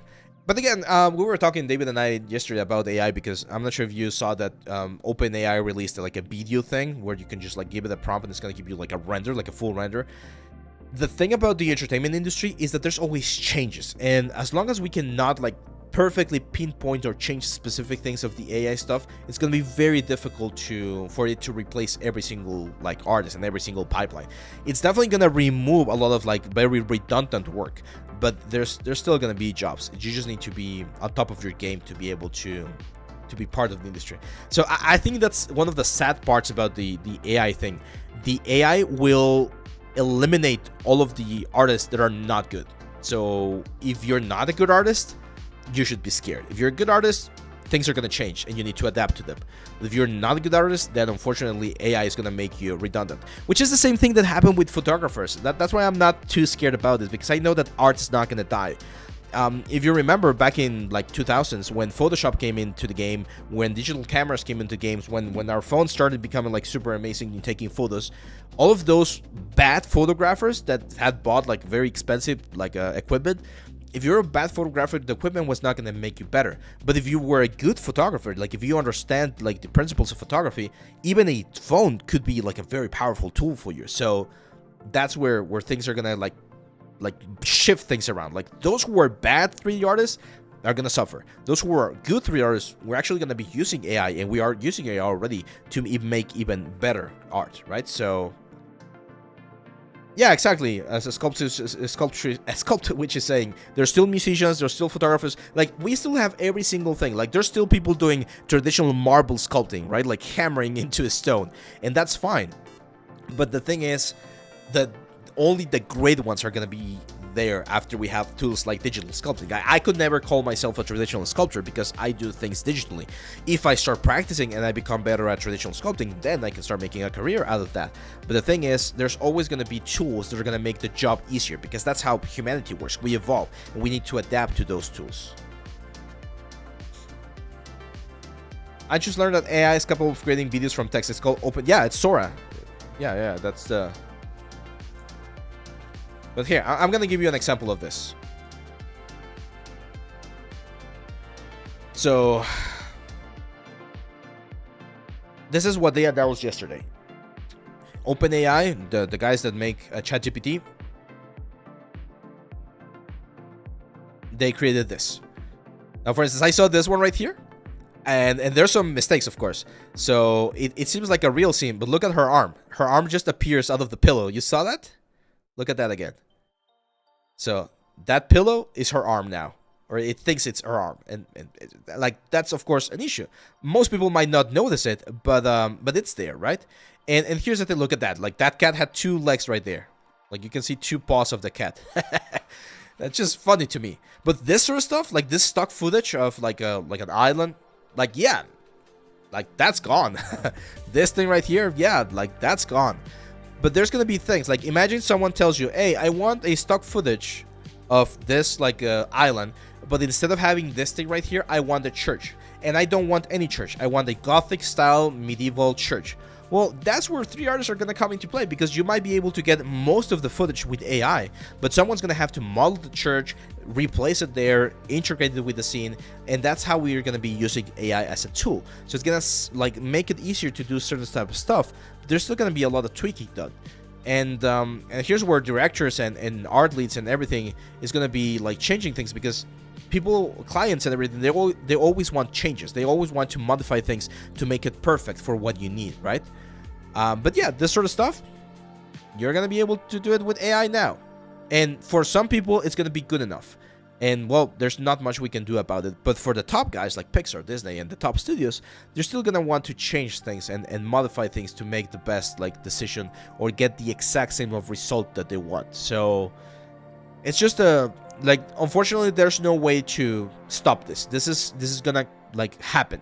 So instead of worrying about how it's gonna kill the creativity, we need to see how we can use it to make it better. Here's another thing that I noticed. Like, look at this on this one right here. Because at first I thought it was amazing, but then you take a look at the scale. Like this guy right here, he looks very small, right? This is the roof, and this is another roof. But now look how when two new like persons walk into the scene, the perspective just is like all off. It just looks horrible. Look at that. So now this is no longer a roof. This is more like a, I don't know, like a sidewalk or something. But it doesn't make sense because this guy is really close to this guy's, and look at the size difference. So at first it looks good, but once you analyze it, it just breaks. It just doesn't look good anymore. And well, I mean, that's how it works. It's gonna be an interesting experience the next couple of years, to be fair. But then again, here's where I feel like things are gonna change, because there's a certain audience that like gives value to certain things. Like if I'm told that the next game that I'm gonna be playing was made with AI, I'm not gonna buy it. Like I personally, Abraham, I'm not gonna buy it because I don't care about it. I don't, even if it says that it's the best, most photorealistic experience, I don't care. I would rather buy an indie game that was made by someone who I can like connect to, and with the content that I can connect to, than buy a game that's soulless. Same thing about a movie. If Marvel says, hey, the next movie is gonna be what's the word? The next movie is gonna be made with AI, I'm not gonna watch it. If the next comic book is gonna be produced with AI, I'm not gonna read it. So I am gonna vote with my wallet, and I'm just not gonna consume any product that uses AI. However, I was telling David yesterday, if I say like a burger, if a burger joint near my place is offering a new type of burger, and their ads on Facebook are made with AI, I probably won't care. I don't care if the like freaking banner that I see outside of the restaurant is made with AI. If the food is good, I will consume that product. So it all depends on where we as a society and where we as clients accept AI to be used, and where we don't accept AI to be used. And we need to be very vocal about it and vote with our wallets, because unfortunately, again, society will vote. So even if I decide not to read a comic book made with AI, but 100 million people decide to read it, well, then that's a business success. And that's where we decide how purist or not we want to be. Eduardo says, did you already show the spoiler? No, not yet. I don't have any spoiler to show this time around, my friend. But soon. So this is Blake. We don't get a message, so Blake is showing us this character. This looks cool, man. Very stylized, sort of like Fortnite effect. I like it. Wireframe looks good. I don't see the poly count. I would love to know how many poly counts you have in general, but I like the density. Again, I feel like you're having way too much density on your shirt and not too much on the anatomy. And you should always add more, like on the gloves right there. You could probably add a little bit more here. It's not really going to change it too much except for the silhouette, but you want to try to keep the topology level as consistent as possible. For this one, what I would recommend put on is try to do some hand-painted style textures. And also, I feel like it's a little bit too wrinkly in certain areas. Remember that cloth has very like big like shapes sometimes, and then smaller shapes, and you're not gonna see this sort of like compression on this area of the pants. Usually that area is very, very flat. So look a little bit more reference for your next project. 50k polygons is probably fine. It's a little bit on the heavy side though for games, but if it's for like a cinematic or something, it's probably good. Oh, this is good, man. I love the fact that you're rigged though. That's great. Like seeing it in action, seeing a character that actually works, it's really, really good. It reminds me a lot of like Tekken or like King of Fighters sort of style. A couple of weird deformations there. I'm not sure if you're using mocap. Probably you're using mocap. So some of the deformations on the rig could probably be improved. But that's a good one. And I love this wizard. So it's very cool. You guys know I love fantasy. A little bit dense on certain things, like this trim right here doesn't need to be as dense. I understand why you did it, because you probably wanted to keep like a very soft, smooth surface, but I do think it's a little bit on the heavy side. And yeah, this is cool. Oh, that's a nice concept. Yeah, I do feel like certain things are looking a little bit too soft. Like this scepter right here, this staff. You can see how it has more silhouette on the wood. Like it looks more gnarly. And right now it looks very soft, like you baked everything into a soft mesh. So you want to be careful on that silhouette because the artist here was very clear on how he created the shapes, like the sharp shapes on like the head and everything. And again, you're losing a little bit of that on the retopology. Oh, that was hand animation? That's very cool, man. Yeah, that's hand animation. That's very impressive, man. Like, it's not very common to see a good modeler with good animations. Cool stuff, man. Yeah, this one improved a little bit better, or improved a little bit more on the silhouette thing that I was mentioning. I still feel like you're having that little issue with the smoothness of things. Like you want to keep a little bit of a sharper edge in certain areas. But yeah, this is cool. Were you following a concept on this one? Yeah, Kylie. Yeah, you can see it here in the concept. Like, look at how sharp the edges are on the hat and on the gloves and stuff. Like, look at this is again. And I'm gonna like go a little bit deeper on this one because you're here on the chat, so you can benefit from this information.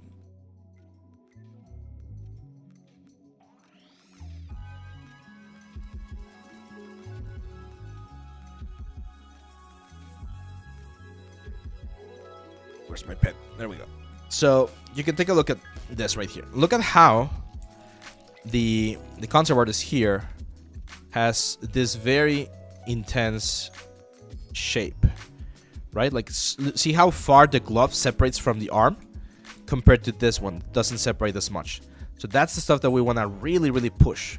Same for the shirt right there. Like the shirt right here looks very smooth transition. We want to see like a sharp sort of like cut right there before we go into the arm, because these angles are what makes a stylized art stylized.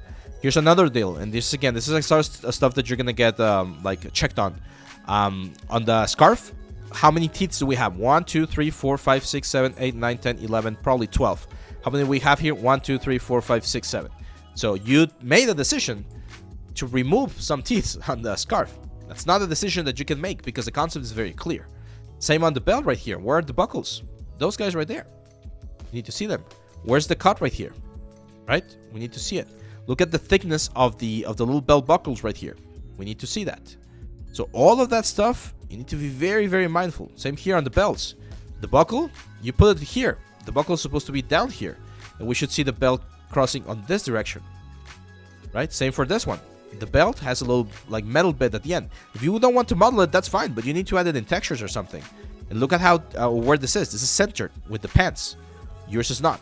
So all of those little details, people will notice. The art directors will notice. Your client will notice. Like if I gave you this concept art and I told you, hey, please make this character, I would notice it. Where's the holster? There's the whole holster missing here on the side of the character. Or at least I don't see it on the model. Yeah, there's no holster.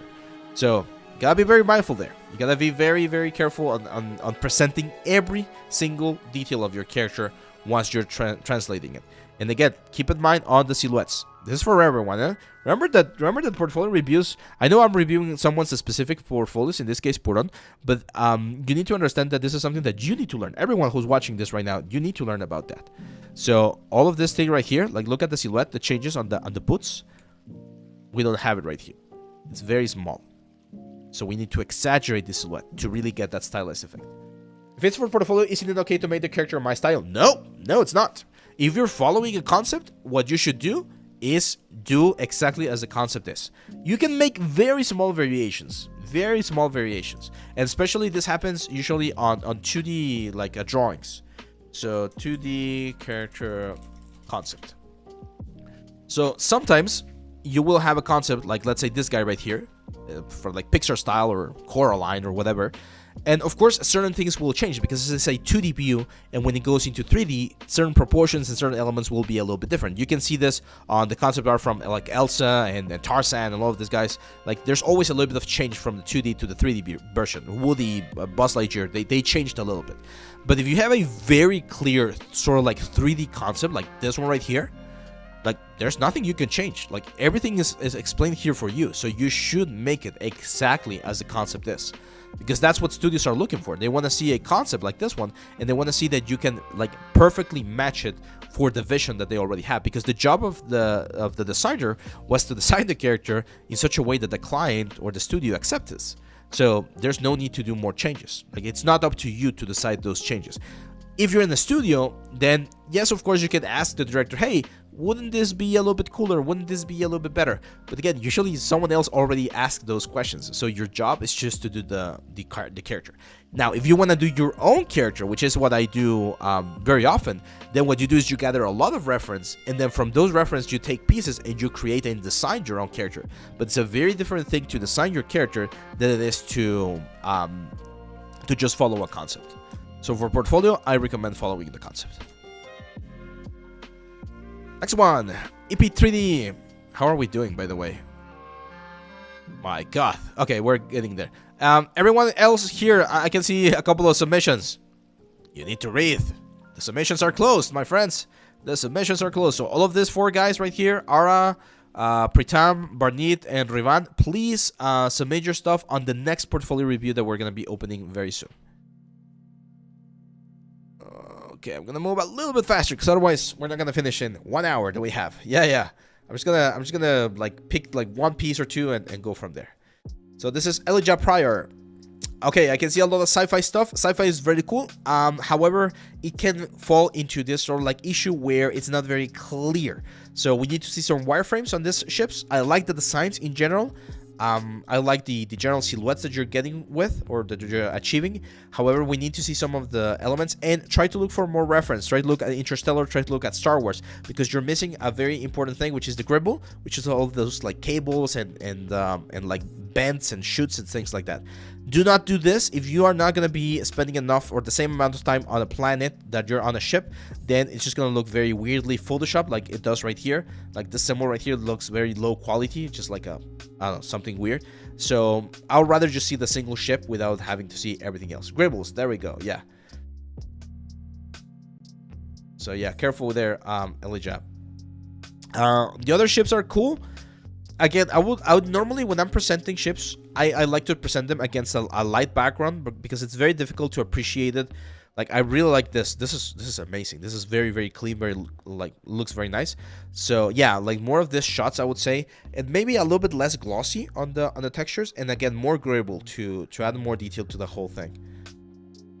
Now, I'm not sure if you're doing all of these designs as your own designs, which is cool. Because it shows that you have a lot of creativity and it's nice, but try to do or follow a concept as well. Try to find a ship concept. So spaceship to the concept. You're gonna find some of them. It doesn't have to be like the Millennium Falcon or something super complicated, but you might want to try to do a concept like following, you know, something like this white ship right there. It's very, very cool. Okay, I'm not a huge Star Trek fan, so I don't identify them as closely. And another thing that I would recommend is working a little bit more on the textures. I'm not sure if you're using only procedural materials or tileable materials, but like actually texturing them with unims, like a lot of unims, might be a good idea. Shogun. Oh, I saw this one. This is a really good one, man. I like this. Very clean, very simple, very nice. Yep, this is great. My only advice would be try to do a pink one, because the concept, again, talking about the concept is pink, so show how it would look on pink. Should be very easy to just like change the color, but this is something that I could definitely see on like an animated film or an animated feature, a commercial. This is very, very clean, very nice. Good stuff, man. I think I've seen some of your stuff before. I think you've submitted before. Yeah. Just general advice. Again, you got some really cool stuff, like recent stuff. So some of the older stuff, again, donut, bye-bye to the donut. 2D stuff, bye-bye. You don't need this. All of these elements, if they're not that good, you can remove them from your portfolio. Like, especially here on the cover, man. Like, you got this amazing ship, and then you got the donut on the cover. Now, like, put this one on your cover. This is way, way better than the donut. So, be very careful about those little details, guys. Sometimes we forget about parts of our profiles. Always check every single part, because you can miss things like this one right there.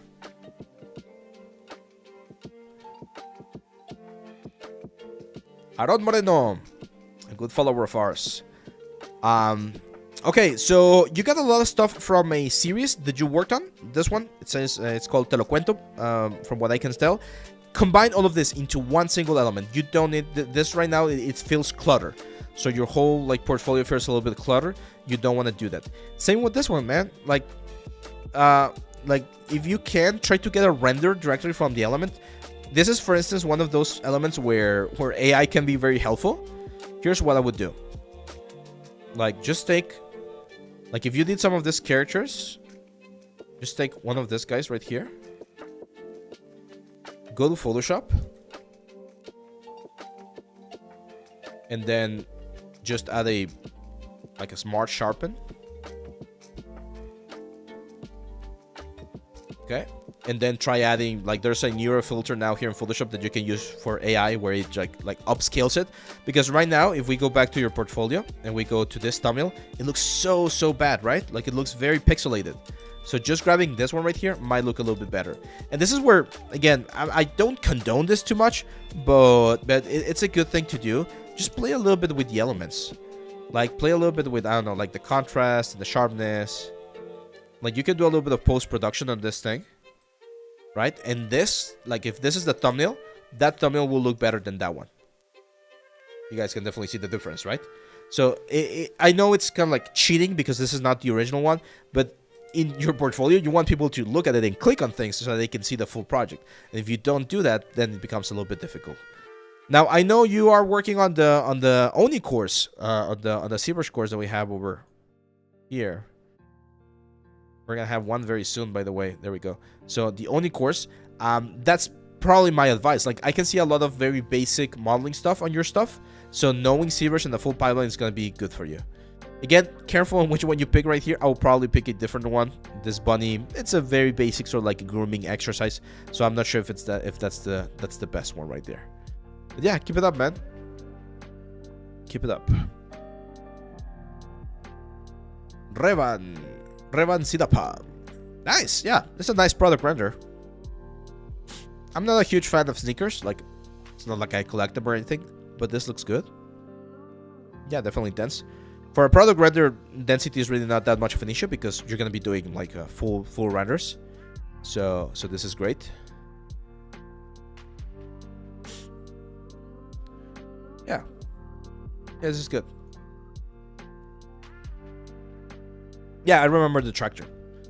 I don't have much to say about this, man, my friend. Just like keep adding more stuff to your portfolio. You got some powerful pieces. Just having 2 or 3 more, I would say, would be a nice stuff. HomeTran says, "Hello, I'm currently a uni student about to graduate in Vietnam. I aim for 3D character artist position in studios, but it doesn't seem there are many demands locally for freshers like me. Most require 2 to 3 years of experience.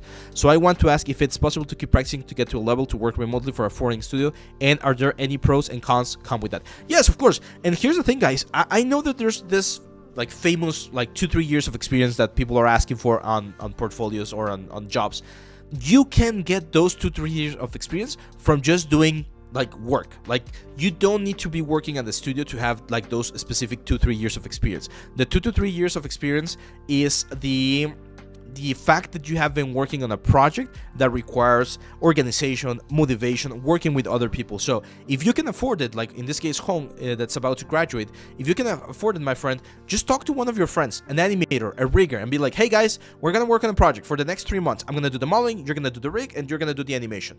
In that 3-month project, you can call it a project. It's like, this was our project. Our idea was to create, I don't know, a short animation for this or that or whatever, and that's what you're gonna be presenting in your curriculum as. I work on, like, I don't know, like Project Ember, and this project was a specific like fire character that we did, and these are the people that I work with, and this was the final result. And you show a very cool like little piece of animation or whatever, and that's what you're gonna need, because you got some cool stuff here, man. This looks really good. I love this one. Yeah, this is good, man.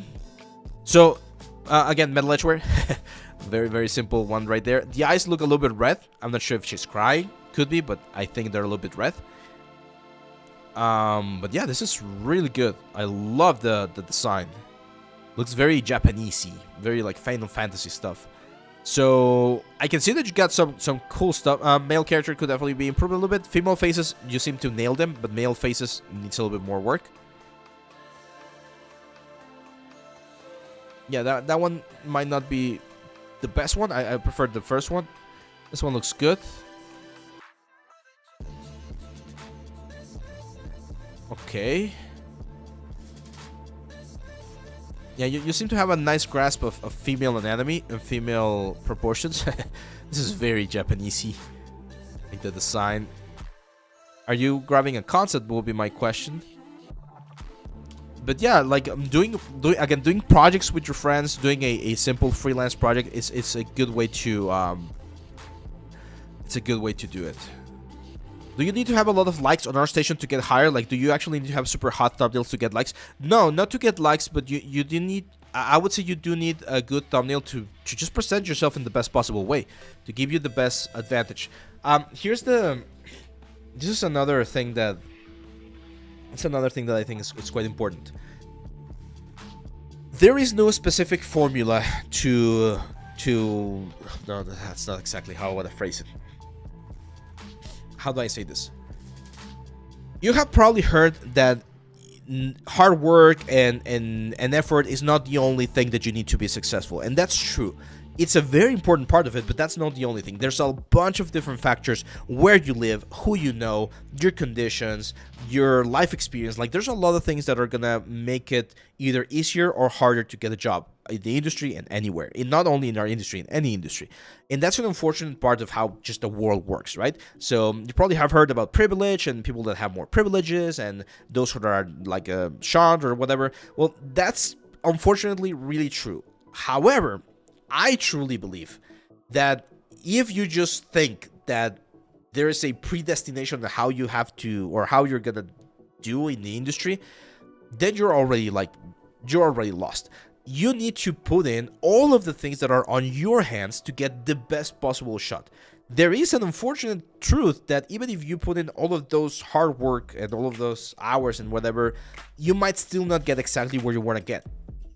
But if you don't do even the minimum, then the chances of getting there are even like slimmer, right? So even though it might seem like it's difficult to get a job in the industry or the industry is going in a crisis, you still need to put in all the work that you can and that you have on your side so that you have the most like shot or the best shot at getting there. Sorry. And we've been leaving this with the channel, with the YouTube channel and this new brand that I'm doing. If I don't post, if I don't do lives, if I don't produce content, then the chances of people finding me and knowing about what we're doing here to improve the industry are slim, right? So you need to do the work. That's why we have our famous phrase there on the Discord, which is you gotta keep grinding. It might not be a guarantee that you're gonna get it, but it's your best shot, because otherwise you're just like hurting yourself and you're making it more difficult for yourself. I hope that makes a little bit more sense. And let me know what you guys think, of course. Rantopo, thanks for the follow, and Latini, thanks for the follow as well. I miss you guys, and Mo2Men as well. Okay, so yeah, this is good stuff, man. I think this is by far your best your best shot or your best piece. Again, I think personally, I think it's a little bit too dark, but again, that's my personal preference. This one definitely doesn't need as much exposure, so this one's a little bit too much. But just a little bit more so we can appreciate things in a better light, maybe a rim light or something. And I would recommend you do a male character, because again, I feel like you have a really good understanding of the female form and the female body, but now we need to push the male character as well, so that you have like the nice balance. And maybe a creature as well might be a good idea. Zakaria.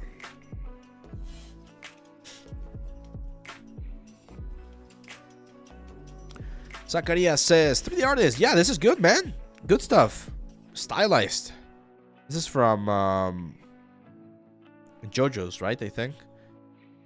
Yeah, this is nice. Now, the big question here is, are they game ready? Are they game ready? Okay. Now, here's an interesting one, Zakaria, because on the thumbnails, things look really good. But when I go in, I do see a couple of issues here, like the hands.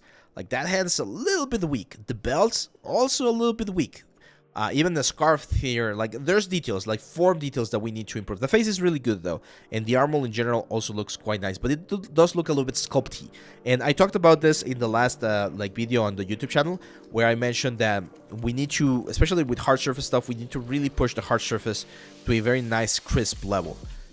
And that's my question, like, is this texture? Or if this is just a sculpt. If this is just a sculpt for like 3D printing, that might be fine. But even here, if we go to the concept art, you can see that again. Look at the sharpness of the elements.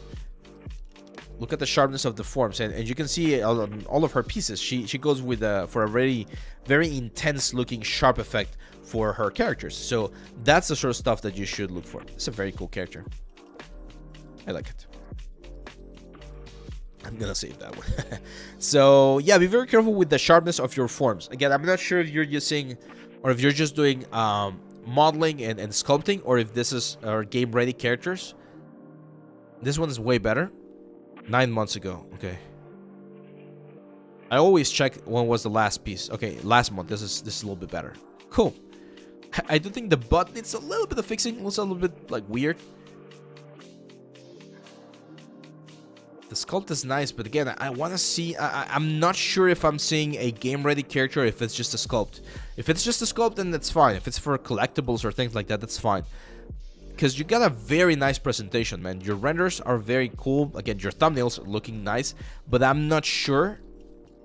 I'm not sure that I know if you understand or have the full pipeline under your belt, right?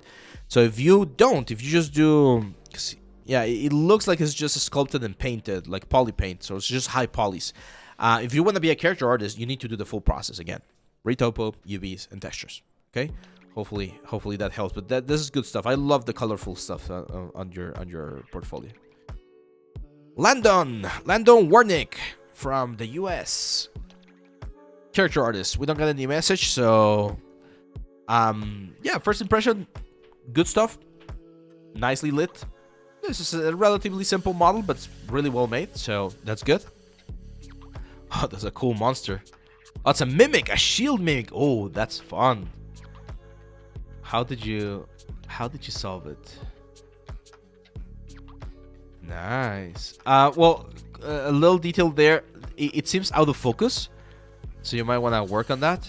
Also, the displacement, or I'm not sure what you're using here, it looks a little bit weird. That's really nice, man. Really freaking nice. Shield. Okay. Yeah, you did the whole environment. Can you guys imagine, or can you guys picture how he did the legs? I have two ideas. I think they're scaled to like 0. I'm guessing they're scaled to like a 0 position, so they're like a point underneath the shield, and they just scale up, and you get the whole thing. Yeah, I mean, the wood looks fine. I just think, again, we're abusing a little bit on the filters and the post-production, because it looks cool. It's a fun project, and the fact that you did the full pipeline, that's very, very nice. As a generalist, that's very valuable, right? Then we got a couple characters. I'm gonna go to the last one. This is really nice. Yeah, nice attention to detail. Yeah, it's just a bust, but that's fine. Skin looks good. Eyes look good. I think the eyelashes could be improved just a little bit. There's usually a variation on length. I'm guessing you're using XGen or something like that. Yeah, XGen. So usually here they're shorter and they become longer, and then they become shorter again. So that one's very nice. Hair looks good as well. See, I don't usually see this anymore. Like, people usually don't rig or sculpt characters with the palm facing forward, but you might want to change that. Do you suggest retopology from ZBrush to Blender? Yes. Retopology is very important. I mentioned I'm using a Topogun now, and it's really, really good. So we're gonna talk about that soon. But yeah, Blender also has some retopology tools as well as Maya. Yeah, cool stuff, man. I would probably do a full character for you. I know you got this farmer right here, which is good. Topology looks fine. I like that. That's nice. The dynamics. I do think the proportions are a little bit off on the character, especially on the side view. He looks a little bit weird.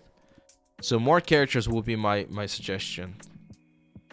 On the sculpts, I recommend lowering a little bit the glossiness so it looks more like dry clay. And I think, Landon, I think you would benefit quite nicely from Marvelous Designer. I'm not sure if you're using Marvelous Designer or if you use it for this one right here. But I think your cloth, because that's the other part that might look a little bit better with your simulations. The cloth with Marvelous might look way better. That's good stuff. Es porque causaba problemas en las rotaciones y por eso se hace rico las palmas hacia abajo, ¿no? Yeah, exactly. So the reason why we don't model things like this is because it's way more difficult to go from this all the way to the other side than it is to start here and then go to both sides. It does make it a little bit trickier to sculpt because you need to know about like the rotation of the arm, but that's part of anatomy that everyone has to learn about. And we do cover that on the Oni course right there. Oh, Landon, you did leave a message. I'm a student currently in my junior year in college trying to work towards being a character artist in the game industry. I started learning ZBrush a year ago and currently trying to figure out how to improve my portfolio so that I can possibly get an internship. Any advice, feedback as well? Yeah, a full character. I think a full character, especially if you do like a muscle guy, like a fighter, or like a jiu-jitsu or something. I think that could work nicely. Chalbo Franco says, hi, hey, my name is Franco. I'm writing from Argentina. I started to follow a few months ago and your channel is amazing, helping a lot in this beautiful 3D community. I'm in my 40s. I decided to follow my passion and taking some practice on my own, but in the last year I took an environment course. For the moment, I introduced myself as a hard surface 3D game artist who is trying to get a space in this amazing industry. Let's take a look. Nice. Yeah, there we go. Oof, this is great. Look at the level of detail on this fridge right here from Franco. Freaking amazing. This is attention to detail. This is the right way to do metal edgeware. This is the right way to create this sort of stuff. This is great, man. The only thing I'm curious of, there we go. Yes, we have it. Amazing. The maps and the wireframe. Do we have wireframe? Oh my god. Look at the optimization here, guys. Damn! That's like 200 triangles or something. Wow. Look at that. Whew. Franco, you win the prize of the most optimized asset I've ever seen. Nice, man. This is fucking great, man. Damn. Yeah, I mean, for the level of detail that we're seeing here on the texture, and then the super optimized like asset right there. This is great, man. Amazing. I'm guessing that this is a big map. It's probably like a 4K map, right? But look at how much detail he was able to get from just the textures. That's why texturing is so important. Great stuff, man. Great stuff. This one looks very good as well.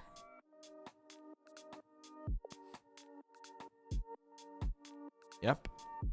Wireframes, just share more wireframes, Franco, because you got some really nice stuff. And here's the thing, like normally, and you guys have heard me throughout this live stream, I recommend doing more complex stuff. In this case, I think you have like pretty of complex stuff. In your case, Franco, what I would recommend, because I see a lot of metals, right? Like it's a lot of like hard surface thick, as you said. I think you have more than enough to start trying to do like other stuff, like more organic stuff, like environments. Like you can do like some pillars or columns. You can do some trim sheets. You can do like a small little room. Like if you can create a room with this level of detail, you're gonna have an amazing piece of portfolio that should open doors for you. So this is great, man. Keep it up. This is Hunter. Oh, Hunter, this is amazing. So Hunter here, this is an interesting case because Hunter here has been sharing this process for the past couple of months. 2 months he has been working on this one, I think. Oh, 4 months. He spent 4 months on this character, and we're gonna see how amazing this one is. Look at this. Yeah, this is like freaking game ready. And again, he's been sharing the process for this character on the Discord, on the Whips channel. And so I've seen the progress from like the very first part all the way until this point. You're welcome, Franco. Amazing stuff, man. Keep it up. Look at this. One of the things that surprised me the most was his like retopology. Same stuff. Look at how nicely optimized he did this. This is an issue that we've seen in a couple of portfolios today, where the density is very like different. Some areas are very dense, and then some areas are very slow, or not slow, very, very low on polys. And as you can see on this one, it's very consistent, right? He's only using polygons where he needs the polygons. So this is great, Tyler. This is really, really good. We got 124,000 triangles, including haircuts, which usually take quite a bit. So this is perfectly acceptable for AAA games nowadays. And now I want you guys to see something. Look at how nice the color profile is.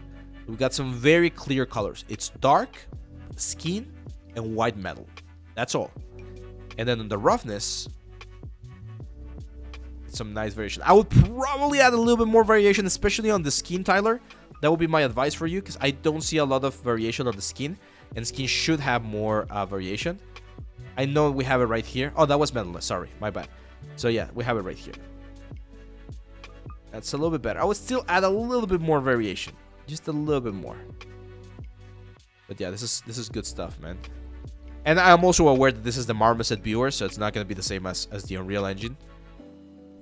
Yeah, he captured the whole thing very cleanly. And this is very important. Whenever you're doing, especially very complex characters like this girl right here, try to always find references like this ones, where you can have a very clear idea of what's happening everywhere.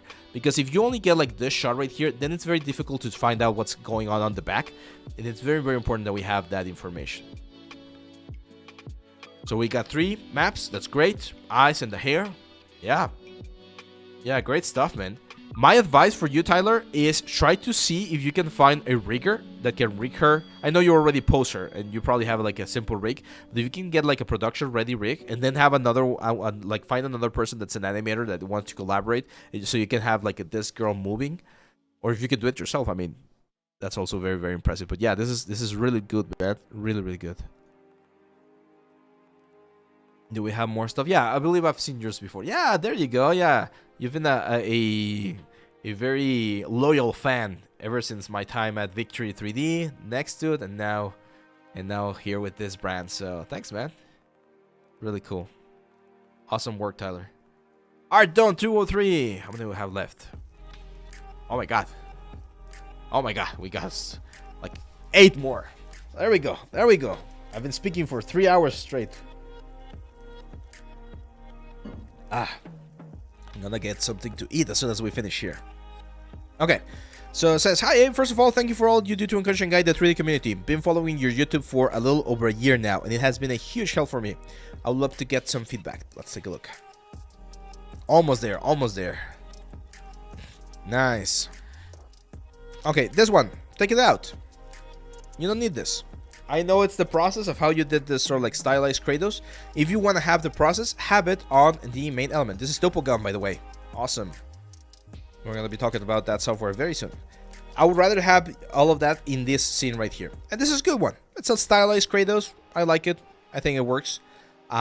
Just combine those two so that it, so that you don't have this, because it looks very weird, especially again on the thumbnail. It just looks very weird. Take a look at this one. This one's really good, man. Careful there with the arm on Deadpool, the left arm, or the right arm, sorry. I'm not sure if you rig it, but you forgot to move the clavicle. The arm has a specific type of movement. When the arm is like this and you move it like 10 degrees, I think, it's only the coracobrachialis muscle that's doing the whole thing. And then until 90 degrees, it's the deltoid. And above 90 degrees, it's the muscles on the back and on the front that are doing the work to push it. And your clavicle is also going to be pushing up. So it looks very, very weird here that the clavicle remains the same. And he's just going to like moving the arm. I can't even do it. I'm going to break the arm if I try it. But other than that, it's very cool. Unless, because now I'm seeing here the reference and it does look like it's like broken. Unless it's like, I know, like Deadpool has regeneration as well. If you're doing something like that, then, I mean, kind of makes sense. It just looks weird. I would personally just like modify that. That's a good piece. I'm guessing it's only poly paint, or did you do like remeshing and stuff? Because it looks like very, very flat materials.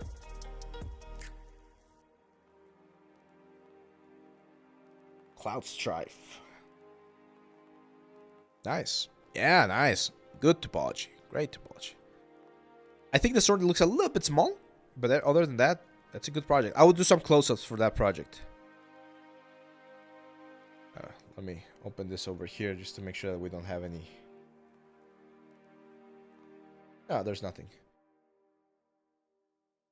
Yeah, this is a cool concept. It's like an alien. Again, we need a couple of close-ups because you got a very cool mask and we're not really seeing it. So I would like to see the cool mask, and I think you did nail the concept quite nicely. Looks like a femme fatale sort of like character. And then this neural.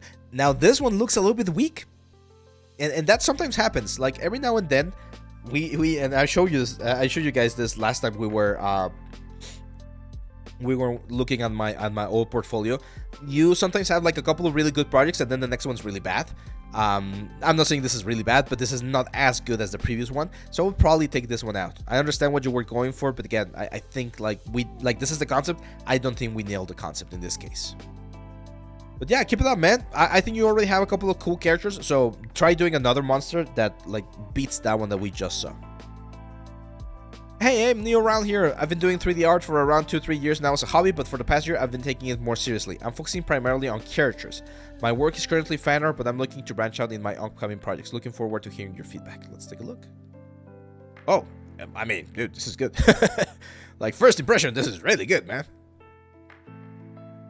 This is really good quality. Really good renders. Let's look at Darbow.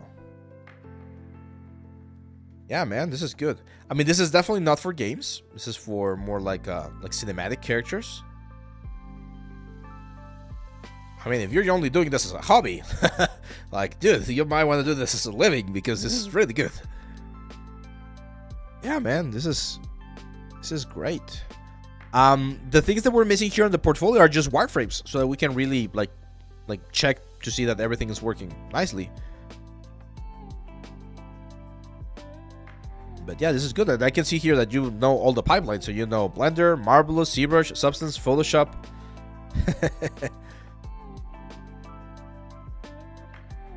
Yeah, this is good, man.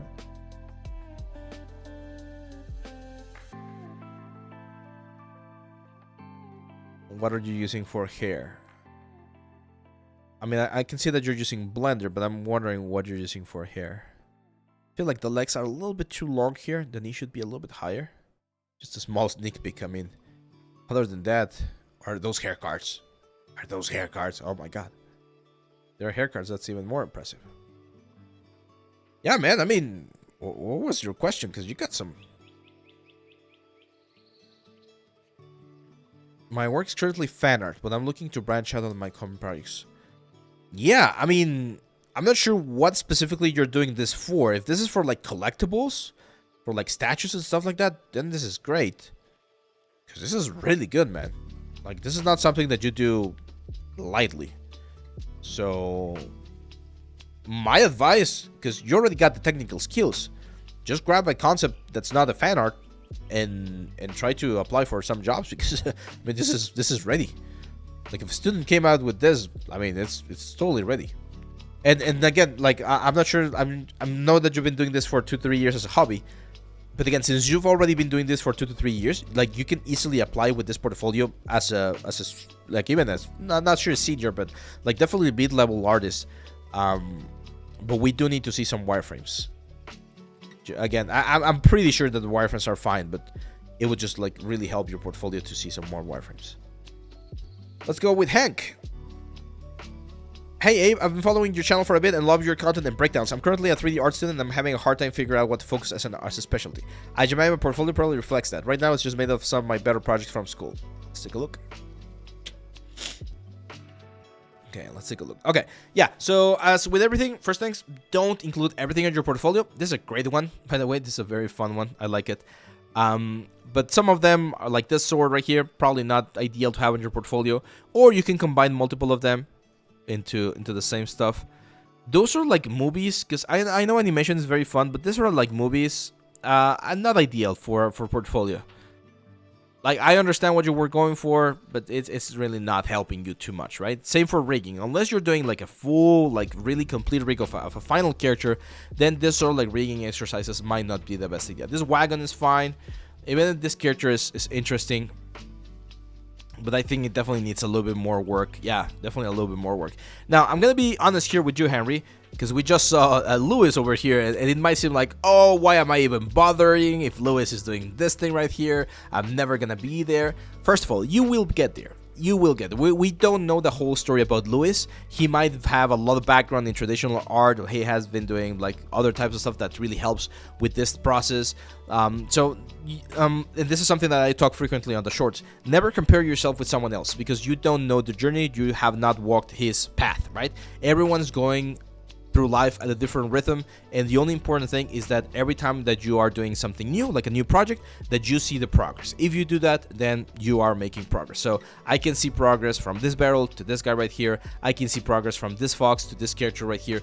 So the idea is to keep pushing. Now, if you want to do characters, you need to practice a little bit more in characters, a little bit more anatomy, a little bit more form, a little bit more in proportions, especially on the details right here, like the leather stuff and the cloth. All of those things we need to start polishing. And one of the things that I frequently tell people is try to focus on simple characters. So, because a very common thing is that people will grab characters that are very complex, or that they have a lot of challenges to them. So if you want to practice anatomy, grab a character that has a lot of anatomy, like this guy right here. This is a perfect example, because the amount of props that he has are not as much, right? So this is fine. This is a really good like practice for anatomy. Oh, you want to practice cloth? Well, grab a character that has a lot of cloth but doesn't have a lot of anatomy or a lot of props, so that you focus and practice cloth. Do you want to do armor? Okay, grab a character that has armor, because that's the way you're going to be improving if you focus on the specific things. Because then people will grab characters like this one right here and be like, oh, this one, I need to practice anatomy, I need to practice cloth, I need to practice props, I need to practice armor. Like, you're going to be learning so many things at the same time, and it becomes very, very different to, or very, very difficult to try to nail everything in a single concept. So try to find a specific like character or a specific concept that will teach you one thing, and then you do the next thing, and then you do the next thing, and so on and so forth. Now we go with Pradeep. Says, hey Rahab, I'm Pradeep. We already have a drapery course. Racer, what the hell are you talking about? Racer, what do you think we were doing last month? We got the Marvelous Designer course. You can learn all about making cloth with this course right here. What the hell, Racer? Where were you the last couple of weeks? So if you want to learn about drapery and making cloth for characters, this is the course right here. We even have a bonus chapter here on how to bring this into ZBrush and like finalize it and everything. There we go. So let's go with Pradeep here. It says, I'm currently practicing 3D illustrations. I got laid off from my last job as a research content writer. My passion lies with art, so I decided to practice 3D art and trying to land on a job in this field. I would like to know what kind of approach should I take about learning, or what should I focus on in general to get a job which is related to 3D.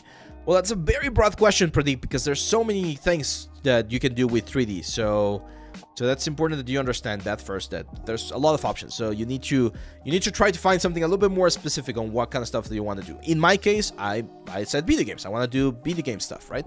So that's why I focus my stuff towards. Now, as for your portfolio, yeah, this is good, man. This is good. So this kind of stuff is something that you can definitely start tailoring towards like product or advertisement, right? So you can contact local product makers or local, I don't know, like a coffee shop or something, and be like, hey, what if I make a little like animated version of your coffee shop, and we make a series of like posts for Instagram and for Facebook and stuff like that. I'm gonna make a campaign, and like, again, that's how you try to create something specifically tailored towards that thing, right? But yeah, this is really good, man. I love this.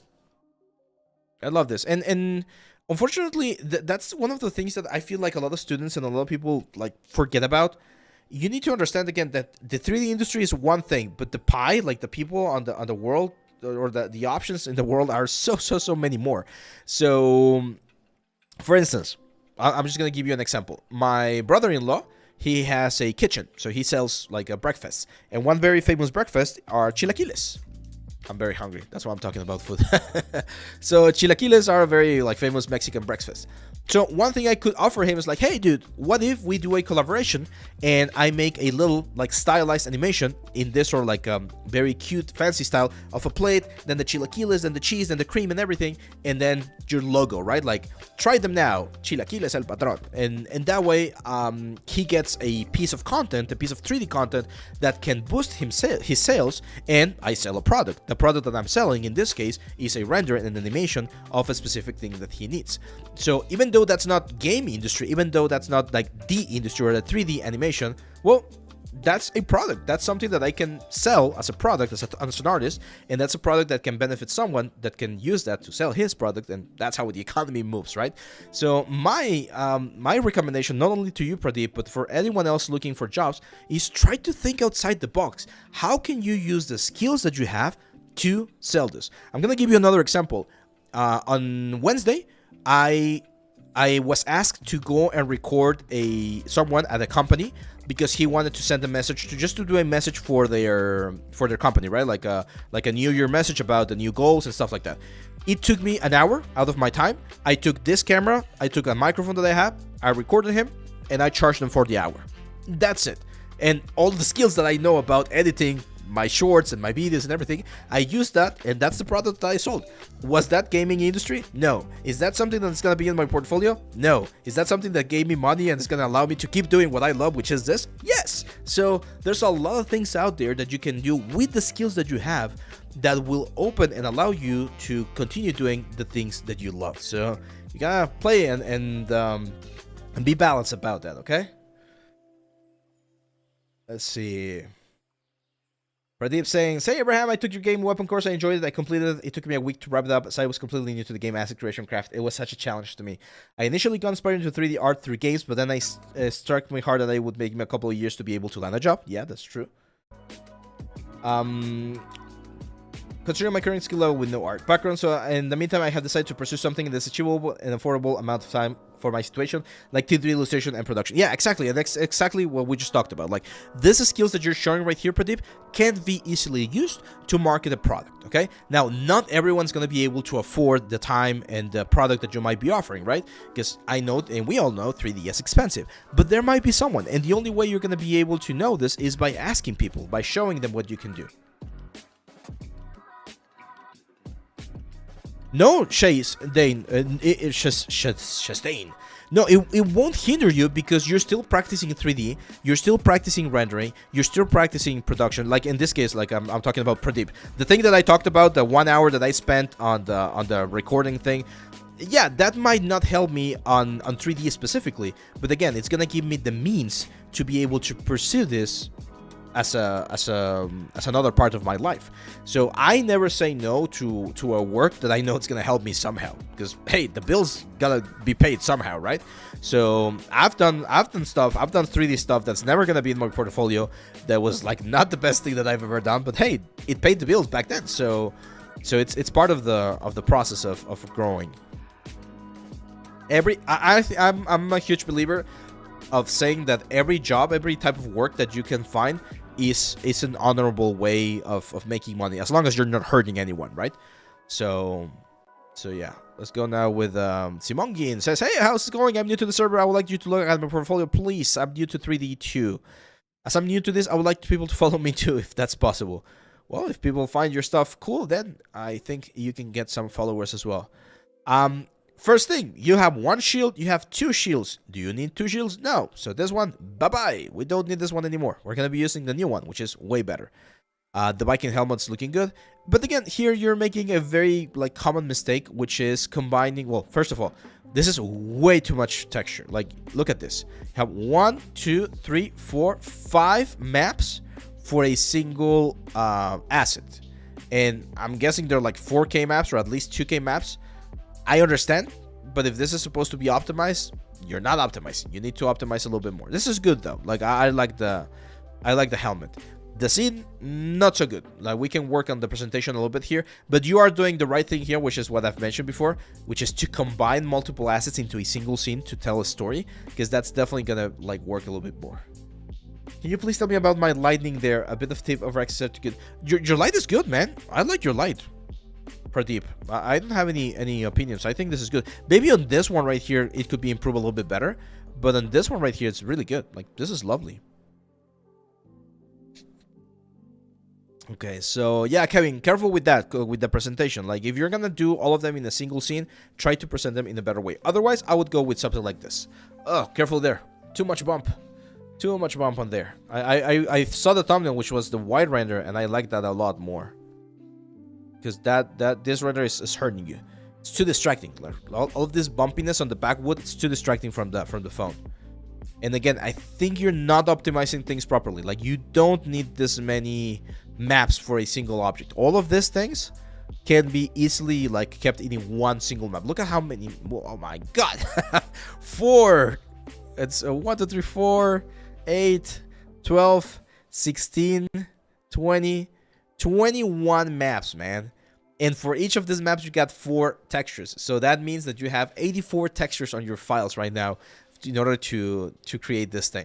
I mean, if you want to go for UDIMs, it can be done, and you're definitely doing something like that right here. But especially for the level of detail that we're seeing here on the shot, I'm not saying that we're really making good use of all of that resolution. It's just a ridiculous amount of resolution. Okay, so try to bring them down. Again, careful with the direction of the wood grain and everything, and on the modeling in general. I think we can improve the modeling a little bit in certain parts.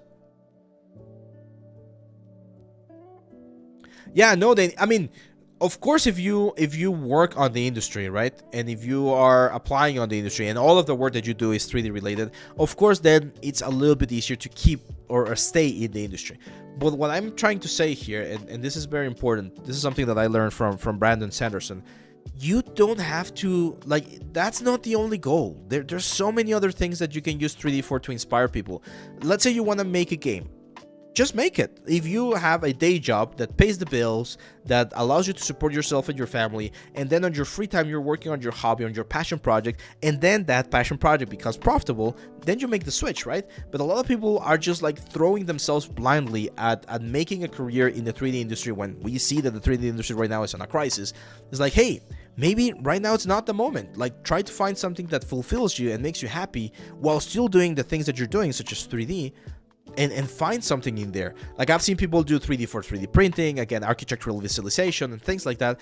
And then on their free time, they're doing Superman and Spider-Man, and they're doing animations, and that's it. And maybe they will never work at Blizzard or Pixar, right? But that doesn't mean that they're not good artists. That doesn't mean that they're not enjoying and having a fruitful life. So try to open your mind, guys, and see that 3D is not only games and movies. There's so many other things when you can use 3D that's also very, very fun and very, very cool. There's going to be a new course for 3D environment in this year. Duck King, for sure. But I don't sure. I mean, there's a couple of ones at the Nomad Workshop that are really good. I would recommend checking those out. Let's now go. Last one. We made it, guys. We made it to the last one. Yay! We finished all portfolio reviews in a single day, and with a little bit of time to spare. That's nice. James Walter, do we get a message? Hi guys, I've been hanging around the server for a while. I'm hoping to drop hours at the main job soon to devote more time to my craft to hopefully get into the game industry. I would love some feedback and what I may need to focus on for my next big project. Nice, nice. Let's take a look. Hey, this is one of the latest Nexted ones. I think this was a Substance Painter course. So we got some cool stuff right here, like this sword. Looks interesting. A little bit dense on the geometry. This is nice. Okay, now I can see, James, here that you're using several like works from courses, and it's fine. Again, I don't mind that, and people usually don't mind that. However, it's a good idea, and this is the recommendation that I give sometimes, to also do original work, right? Because especially studios, they want to know that you are able to take a concept and make it your own in a way, or follow it in such a way that you don't need the guidance. Tutorials are good to teach you the techniques and the tools, but doing your own projects is a good way to to do your or to show that you understand the things, because it's not the same thing to repeat steps than it is to do it on your own.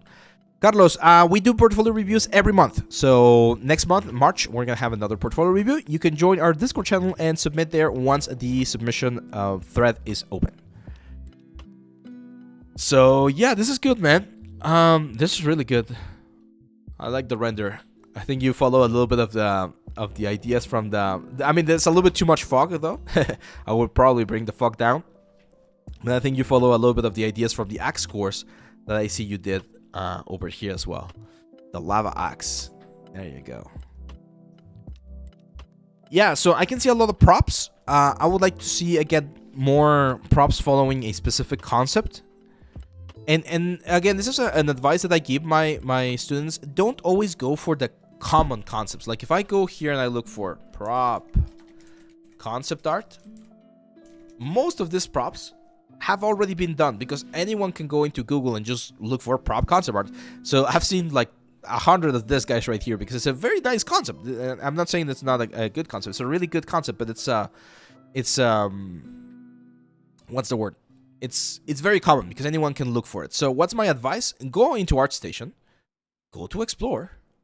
I mean, if you like this one, just look at the artist and try to look for a concept that he did that has not been done before. So for instance, this character right here, this is a cool character, and maybe you don't do the whole character, but look at the blade right there. So this is kind of like a hidden gem right here, because you want to do a weapon, but you don't want to do like just like the first weapon that pops here into what's the word, into Google.